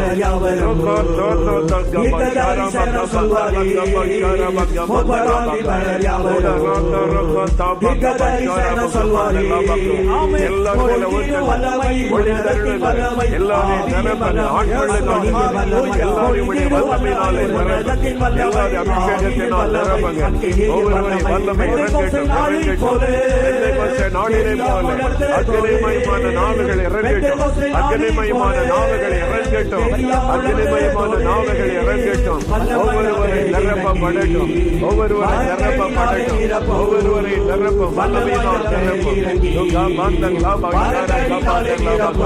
நிரப்பதாண்டவரை ஒவ்வொருவருக்கு அந்த வல்லமையை நாடும், ஒவ்வொருவருக்கு அந்த வல்லமையை நாடும், ஒவ்வொருவருக்கு அந்த வல்லமையை நாடும், ஒவ்வொருவரை வல்லமையினால் நிரப்பும். வல்லமை வல்லமை வல்லமை ஒளிந்துள்ள வல்லமை, ஒவ்வொருவரை வல்லமையினால் நிரப்பும், வல்லமையினால் நிரப்பும், வல்லமையினால் நிரப்பும், ஒவ்வொருவரை வல்லமையினால் நிரப்பும், ஒவ்வொருவரை வல்லமையினால் நிரப்பும், அக்னியினால் நிரப்பும் ஆண்டவரே. Yes Lord, ஒவ்வொருவரை நிரப்பும், நிரப்பும், வல்லமையினால் நிரப்பும். இந்த குட்டி பிள்ளைகளை நிரப்புங்க, இந்த சின்ன பிள்ளைகளை நிரப்புங்க ஆண்டவரே, வல்லமையினாலே நிரப்புங்க. இந்த வாலிப மகனை நிரப்புங்க ஆண்டவரே, வாலிப மகளை நிரப்புங்க ஆண்டவரே. ஒவ்வொருடைய பாத்திரமும் நிரம்பி வழியும்படி ஆவியானவர் ஊற்றப்படுவாராக, ஆவியானவர் பொழிந்தொருளப்படுவாராக ஆண்டவரே. மூப்பர்கள், வயதான தாய்மார், தகப்பன்மார் எல்லாரும் மேல ஆவியை ஊற்றுங்க. இந்த சகோதரன் மேல, சகோதரி மேல ஆவியை ஊற்றுங்க ஆண்டவரே. அக்னியாயுடைய வல்லமை இறங்கட்டும், அக்னிமயமான நாவுகள் அவர்கள் மேல இறங்கட்டும். பெந்தைகோஸ்தை நாளில இறங்கின வண்ணமாய் உம்முடைய வல்லமை அவளை நிரப்பட்டும். பெந்தைகோஸ்தை நாளில இறங்கின அக்னிமயமான நாவுகள் அவர்கள் மேல வந்து அமரட்டும். அவருடைய உள்ளங்கள் நிரம்பி வழியட்டும். ஊழியக்காரர்கள், ஊழியக்காரிகள் மேல உம்முடைய ஆவியை ஊற்றுங்க ஆண்டவரே, நிரப்புங்க ஆண்டவரே. அக்னி அவளை நிரப்பட்டும். பரிசுத்த ஆவியினாலும் வல்லமையினால் அபிஷேகம் பண்ணுகிற தேவனே, இயேசு ராஜா நிரப்புங்க. பரிசுத்த ஆவியினாலே ஞானஸ்தானம் பெறுவீர்கள் என்று சொன்னீரே. பரிசுத்த ஆவியானவரின் ஞானஸ்தானத்தை அருளை செய்வீராக, பரிசுத்த ஆவியின் ஞானஸ்தானத்தை அருளை செய்வீராக. அவர் இயேசு கிறிஸ்துவின் நாமத்தினாலே பரிசுத்த ஆவியுடைய வல்லமை நிரப்பட்டும். வரங்களினால் நிரப்பும், வரங்களினால் நிரப்பும், வல்லமைகளினால் நிரப்பும். தீர்க்க தரிசன அபிஷேகம் இறங்கட்டும். ஒவ்வொருவரின் தீர்க்க தரிசன அபிஷேகத்தினால் நிரப்பும், வல்லமை வரங்களினால் நிரப்பும் ஆண்டவரே. நிரப்புங்க, நிரப்புங்க. இந்த சின்ன பிள்ளைகள், பெரியவர்கள் எல்லாரையும் நிரப்புங்க ஆண்டவரே. இறங்குங்க உம்முடைய வல்லமை. மாம்சமான யாவர் மேலே ஆவியை ஊற்றுவேன் சொன்னீங்களே, உம்முடைய வாக்குத்தத்தம் நிறைவேறட்டும், தீர்க்க தரிசனம் நிறைவேறட்டும். யாவர் மேல ஊற்றுங்க ஆண்டவரே. இந்த தாயார் மேல ஊற்றுங்க ஆண்டவரே, இந்த தகப்பனார் மேல ஊற்றுங்க. உம்முடைய வல்லமையை கொடுங்க ஆண்டவரே, உம்முடைய வல்லமையை கொடுங்க ஆண்டவரே. உம்முடைய வல்லமையினாலே நிரப்புங்க ஆண்டவரே. வல்லமை உள்ளவர்களாக எழும்ப பண்ணுங்க ஆண்டவரே. நிரப்புங்க, நிரப்புங்க ஆண்டவரே. ஹல்லேலூயா. நிரப்புகிறதற்காய் ஸ்தோத்திரம். அநேகர் நிரப்பப்பட்டு கொண்டிருக்கிறீங்க. இப்ப வாய் திறந்து ஸ்தோத்திரம் பண்ணுங்க, ஸ்தோத்திரம் பண்ணுங்க. ஆண்டவரே, என்னை நிரப்புகிறதற்காய் ஸ்தோத்திரம், என்னை அபிஷேகிக்கிறதற்காய் ஸ்தோத்திரம், என் மீது உம்முடைய வல்லமை ஊற்றப்படுகிறதற்காய் ஸ்தோத்திரம். நீங்கள் துதிக்க துதிக்க துதிக்க உங்களுடைய உள்ளம் கொழுந்து விட்டு எரிகிறது, உங்களுடைய உள்ளம் கொழுந்து விட்டு எரிகிறது. அக்னி உங்க மேல இறங்கி கொண்டிருக்கிறது. பரிசுத்த ஆவியானுடைய வல்லமை அக்னியாய் இறங்கி கொண்டிருக்கிறது. ஆண்டவருடைய வல்லமை இறங்குகிறபடியினால் சிலரை விட்டு பலவீனத்தின் ஆவி வெளியேறுகிறது. பரிசுத்த ஆவியானுடைய வல்லமைக்கு முன்பாக பலவீனப்படுத்துகிற ஆவி நிற்க முடியவில்லை, அவைகள் வெளியேறுகிறது. சில நோய்களை கொண்டு வந்த அசுத்த ஆவி வெளியேறுகிறது. உங்களுடைய கட்டுகள் அறுக்கப்படுகிறது, சில பாவ கட்டுகள் அறுக்கப்படுகிறது. பாவத்தை கொண்டு வந்த எரிச்சலின் ஆவிகள், இச்சையின் ஆவிகள், பெருமையின் ஆவிகள் விலகுகிறது. தேவனுடைய அக்னி இறங்கி நிரப்ப நிரப்ப அந்த பாவத்தை கொண்டு வந்த அசுத்த ஆவிகள் விலகுகிறது. இன்றைக்கு ஒரு விடுதலையின் நாள். ஆவியானவர் எங்கோங்க விடுதலை உண்டு. ஆவியானவர் அநேகருக்கு விடுதலை கொடுக்கிறார், அநேகரை வல்லமைப்படுத்துகிறார், அநேகரை பலப்படுத்துகிறார், அநேகரை தம்முடைய வரங்களினால் நிரப்புகிறார். உமக்கு ஸ்தோத்திரம் ஆண்டவரே. ஒவ்வொருவரையும் நிரப்புகிறதற்காய் ஸ்தோத்திரம். இன்னும் அக்னி இறங்கி கொண்டு இருக்கிறது. வாய் திறந்து துதிக்க ஆரம்பிங்க. இயேசுவே உமக்கு ஸ்தோத்திரம், என்னை நிரப்புகிறதற்காய் ஸ்தோத்திரம், என்னை அபிஷேகிக்கிறதற்காய் ஸ்தோத்திரம், உம்முடைய வல்லமையின் மீது இறங்கி கொண்டிருக்கிறதற்காய் ஸ்தோத்திரம். நல்ல துதிக்க ஆரம்பிங்க. ஹல்லேலூயா, ஹல்லேலூயா, ஹல்லேலூயா. Thank you Lord, hallelujah, hallelujah, hallelujah. Thank you Lord, thank you Lord, thank you Lord. இப்போ ஆன் வல்லமை உங்களை அநேகரை நிரப்பிக் கொண்டு இருக்கிறது. சொந்த போகாதங்க, வாயை திறந்து கேளுங்க, துதிக்க ஆரம்பிங்க. ஆண்டவரே, என்னை நிரப்புகிறதற்காய் ஸ்தோத்திரம்னு கேளுங்க, என்னை அபிஷேகிக்கிறதற்காய் ஸ்தோத்திரம். அடக்கிக் கொள்ளாதங்க, மூளை விடுதலையோடு துதிக்க துதிக்க அந்த அக்னி நிரப்பிக் கொண்டு இருக்கிறது. அக்னி அபிஷேகம், ஆமென், ஹல்லேலூயா. ஜெப அபிஷேகம், வல்லமையின் அபிஷேகம் ஊற்றப்பட்டு கொண்டு இருக்கிறது. இன்று முதல் உங்களுடைய ஜெப வாழ்க்கை மாற போகிறது. இன்று முதல் உங்களுடைய ஆவிக்குரிய வாழ்க்கை ஜெயமுள்ள வாழ்க்கையாய் மாற போகிறது. ஹல்லேலூயா. உமக்கு ஸ்தோத்திரம், உமக்கு ஸ்தோத்திரம் ஆண்டவரே, உமக்கு நன்றி. Thank you Lord. ஒரு பாடல் மூலமாய் மறுபடியும் கேட்க போற. தொடர்ந்து ஜெபித்துக் கொண்டே இருங்க. அநேகரை கர்த்தர் அபிஷேகம் பண்ணி கொண்டிருப்பதை நாவிலே உணர முடிகிறது.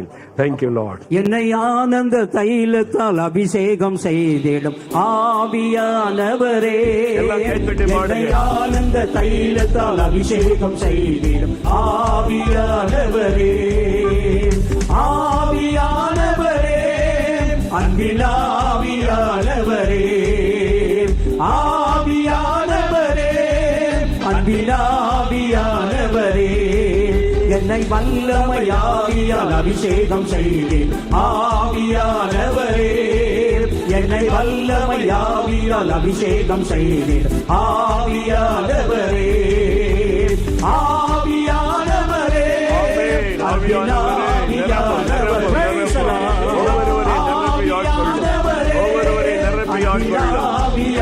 வாலிபர்களை நிரப்பும், சிறுபிள்ளைகளை நிரப்பும். அக்கினி அவினால், அக்கினியினால் நிரப்பும், அக்கினியினால் நிரப்பும். அக்கினியினால் நிரப்பும், ஒவ்வொருவரையும் நிரப்புங்க. ஒவ்வொருவரையும் நிரப்புங்க,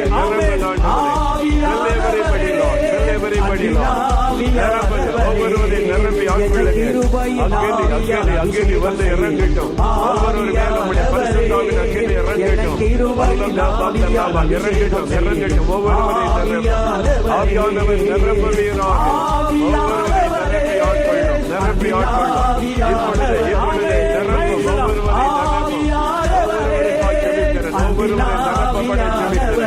ஒவ்வொருவரை நிரப்பப்பட செபிக்கிறேன். ஆவியினாலே நிரப்பப்பட செபிக்கிறேன். ஒவ்வொருவரை நிரப்பி ஆட்கொள்ள, ஒவ்வொருவரை நிரப்பி ஆட்கொள்ள ஆண்டவரே, நிரப்பி ஆட்கொள்ள. அபிஷேகத்தினால் நிரப்புங்க, வல்லமையினால் நிரப்புங்க, ஆவியினாலே நிரப்புங்க.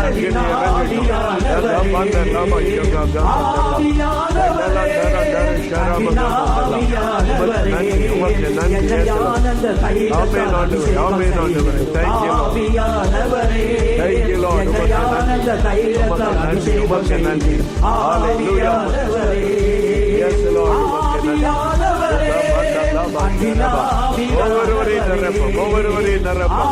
இன்னும் நிரப்பதாண்டவரே, ஆவினாலே நிரப்புங்க.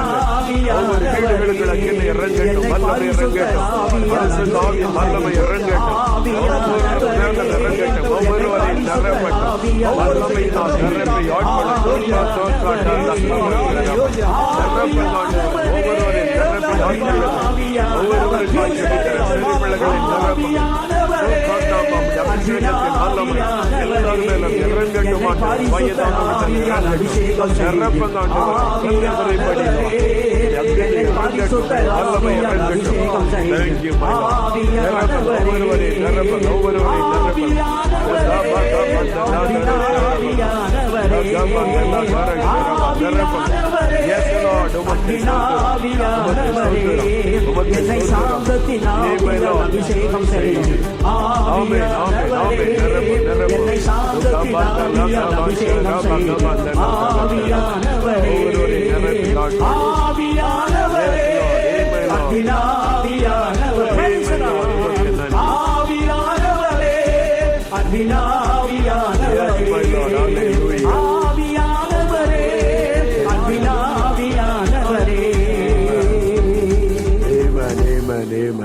அப்படியே உடைய வலதுகரம் உயர்த்தி, இயேசுவே உமக்கு ஸ்தோத்திரம், என்னை நிரப்பினதற்காய் ஸ்தோத்திரம், என்னை அபிஷேகித்ததற்காய் ஸ்தோத்திரம், எனக்குள்ளும் உடைய வல்லமையை நீ தந்து விட்டதற்காய் ஸ்தோத்திரம். அப்படியே துதிக்க ஆரம்பிங்க, துதிக்க ஆரம்பிங்க. சிலருடைய நாவிலே புதிய பாஷை வருகிறது, அது அந்நிய பாஷை, நீங்க விளங்கிக் கொள்ளாத ஒரு பாஷை. ஆவியானவர் உடைய நாவில வைக்கிற, வாய் திறந்து தெளிவா பேசுங்க, பயப்படாதருங்க, அப்படியே பேசுங்க. உங்களுடைய பாத்திரம் நிரம்பி வெளிகிறது. துதிக்க ஆரம்பிங்க. ஆண்டவரே, என்னை நிரப்பிக் கொண்டு இருக்கிறதற்காய் ஸ்தோத்திரம், என்னை அபிஷேகித்துக் கொண்டு இருக்கிறதற்காய் ஸ்தோத்திரம், என்னை வல்லமைப்படுத்திக் கொண்டிருக்கிறதற்காய் ஸ்தோத்திரம், என் அக்னியினால் நிரப்பிக் கொண்டிருக்கிறதற்காய் ஸ்தோத்திரம். இதோ என் பாத்திரம் நிரம்பி வழிகிறதற்காக ஸ்தோத்திரம். இயேசுவே உமக்கு ஸ்தோத்திரம், ஸ்தோத்திரம், ஸ்தோத்திரம். அப்படி ஆண்டவரை துதிங்க, ஆண்டவரை துதிங்க, வாய் திறந்து துதிங்க. உடைய பாத்திரம் நிரம்பி வழிகிறது. நிறைய சின்ன பிள்ளைகள் ஆவியினால் நிரப்பப்படுகிறீங்க, வாலிபர்கள் நிரப்பப்படுகிறீங்க. உங்களுடைய நாவிலே புதிய பாஷைகள் வெளிப்படுகிறது. நீங்க புதிய பாஷை பேச பேச பேச உங்களுடைய ஆவியில் ஒரு விடுதலை உண்டாகிறது. சிலருடைய உங்களுடைய வாழ்க்கையில் இந்த ஆவிக்குரிய கட்டுகள் அறுக்கப்படுகிறது. ஆவிக்குரிய வாழ்க்கையிலிருந்து சில கட்டுகள், சாத்தான் உங்களுடைய மேல வைத்திருந்த கட்டுகள், உங்களை பாதித்த கட்டுகள் அறுக்கப்படுகிறது. இப்பொழுது அந்த ஆவிகள் விலகுகிறது, அந்த ஆவிகள் உங்களை விட்டு விலகுகிறது, அந்த கட்டுகள் அறுக்கப்படுகிறது. உங்களுடைய ஆவியில் ஒரு விடுதலை உணர்கிறீங்க. இப்ப அந்த கட்டு அறுக்கப்படுகிறது. ஆண்டவரை துதிக்க ஆரம்பிங்க. அது பெருமையின் கட்டா இருக்கலாம், அது இச்சையின் கட்டா இருக்கலாம், அது தவறான ஆசையின் கட்டா இருக்கலாம். அந்த கட்டு அறுக்கப்பட, சிலருக்குள்ள அந்த கட்டு அறுக்கப்படுகிறது. வீணான ஆசை அந்த கட்டு அறுக்கப்படுகிறது, வீணான சிந்தனை அந்த கட்டு அறுக்கப்படுகிறது, சோர்வின் ஆவி அந்த கட்டு அறுக்கப்படுகிறது. சாத்தான் சிலருக்குள்ள சோர்வை கொடுத்த அந்த ஆவி அந்த கட்டு அறுக்கப்பட்டு கொண்டிருக்கிறது. சிலருக்குள்ள பயம், அந்த பயத்தை கொண்டு ஆவியின் கட்டு அறுக்கப்படுகிறது. சிலருக்குள்ள பழைய காரியங்களை ஞாபகப்படுத்தி சாத்தான் உங்களுடைய சந்தோஷத்தை கெடுத்து உங்களை முடக்கி விட்டான். அந்த கட்டு அறுக்கப்படுகிறது. இப்ப உங்களுக்கு ஒரு சந்தோஷம் வருகிறது, விடுதலை வருகிறது. ஆண்டவரை ஸ்தோத்திரம் பண்ணுங்க. ஆவியானவர் எங்கோங்க விடுதலை, ஆவியானவர் நிறைய பேர் ஆவியிலே விடுதலை ஆக்கி கொண்டிருக்கிறார். கவலை மாறுகிறது, சோர்வு மாறுகிறது, பயம் மாறுகிறது, அறுக்கப்பட்டது. அந்த சாத்தான் வைத்திருந்த கட்டு அறுக்கப்பட்டபடியால் உங்களுடைய ஆவியில் ஒரு விடுதலை உண்டாகிறது. துதிக்க ஆரம்பிங்க, துதிக்க ஆரம்பிங்க. சிலருடைய சரீரத்தில் இருக்கிற கட்டு அறுக்கப்படுகிறது. வியாதியின் கட்டு, பலவீனத்தின் கட்டு அறுக்கப்படுகிறது. இயேசுவின் அந்த வல்லமை, ஆவியானுடைய வல்லமை இறங்க இறங்க விடுதலை. நல்ல ஆண்டவரை துதிங்க, வாய் திறந்து துதிங்க. அந்த கட்டுகள் அறுக்கப்படுகிறது. சில குடும்பத்தில் இருக்கிற மந்திரவாத கிரியைகள், பில்லிசோனிய கட்டுகள் அறுக்கப்படுகிறது. சாத்தானுடைய கட்டு அறுக்கப்படுகிறது. இப்பவுமே விடுதலை உணர்கிறீங்க. ஆவியானவர் எங்கோங்க விடுதலை, பரிசுத்த ஆவியானுடைய வல்லமை உங்க வீட்டுக்குள்ள இறங்கி இருக்கிறது. அப்படியே புதிய பாஷைகளை பேசுங்க, ஆண்டவரை துதித்து கொண்டே இருங்க. ஹல்லேலூயா, ஹல்லேலூயா, கர்த்தருக்கு ஸ்தோத்திரம். நம்ம எல்லாரும் அப்படியே எழுந்து நில்லுங்க. இருக்கிற இடங்கள் அப்படியே எழுந்து நின்று உங்களுடைய கரங்களை உயர்த்தி ஆண்டவரை துதித்து நம்ம முடிக்க போகிறோம். ஆண்டவரே, என்னை நிரப்பினதற்காய் ஸ்தோத்திரம், கட்டுகளை அறுத்தறிந்ததற்காய் ஸ்தோத்திரம், விடுதலை கொடுத்ததற்காய் ஸ்தோத்திரம், பரிசுத்த ஆவியானுடைய வல்லமைக்காய் ஸ்தோத்திரம் என்று அப்படியே துதிக்க போகிறோம். நன்றி இயேசுவே, உமக்கு நன்றி. Thank you Jesus. அப்படியே துதித்து பாடி உடைய உள்ளத்தின் ஆழத்தை இந்த நன்றியோடு துதித்து நாம் ஜெபித்து முடிக்க போகிறோம். Thank you Lord. Thank you, Jesus. Thank you, Jesus. Thank you, Jesus. Thank you, Jesus. Thank you, Jesus. Thank you, Jesus. Thank you, Jesus. Thank you, Jesus.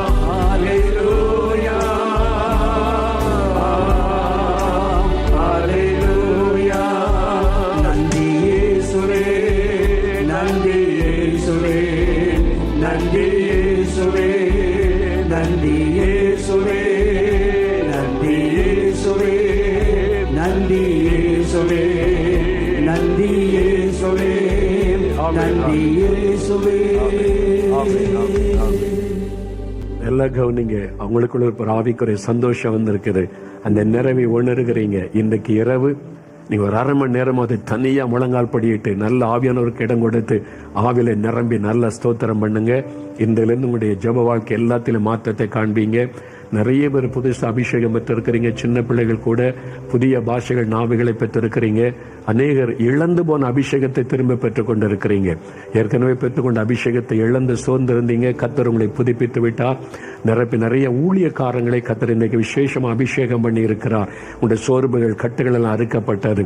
சிலருடைய வாழ்க்கையில பயத்தின் கட்டுகள், சோர்வின் கட்டுகள், மன அழுத்தத்தின் கட்டுகள் அது அறுக்கப்பட்டு விட்டார். இப்பவே ஒரு விடுதலை. சிலருக்குள்ள சில பழைய காரியங்கள் உங்களை அப்படியே சப்ரஸ் பண்ணி கொண்டு இருந்தது. அதெல்லாம் கட்டுகள் தேவன் அறுத்தறிந்து விட்டார். இன்னைக்கு ஒரு புதிய சிந்தை, புதிய சந்தோஷம், சமாதானத்தை கர்த்தர் தந்துட்டார். நல்ல ஆண்டவரை துதிங்க. சிலருடைய சரீரத்தில் உள்ள வியாதி மறைந்து விட்டார். ஆவியானவர் விடுதலை கொடுத்துட்டார். சில குடும்பத்தில் இந்த பிசாசன் கட்டு, பில்லிசோனிக்கரி அழிக்கப்பட்டு விட்டாரு. அப்படியே ஸ்தோத்திரம் பண்ணுங்க. நீங்க அதை காத்துக்கொள்ளணும். தினம் காலையில் எழும்பி பைபிள் வாசித்து ஆவில நிரம்பி அந்நிய பாஷையில சில நம்முடைய நேரம் நல்லா துதித்து ஜெபிங்க. அந்நிய பாஷையில துதிக்கலாம், அந்நிய பாஷையில ஆண்டவரை புகழலாம், அந்நிய பாஷையில பாடலாம், அந்நிய பாஷையில ஸ்தோத்திரம் சொல்லலாம். அப்படி துதிங்க. கர்த்தர் ஆசீர்வதிப்பார்.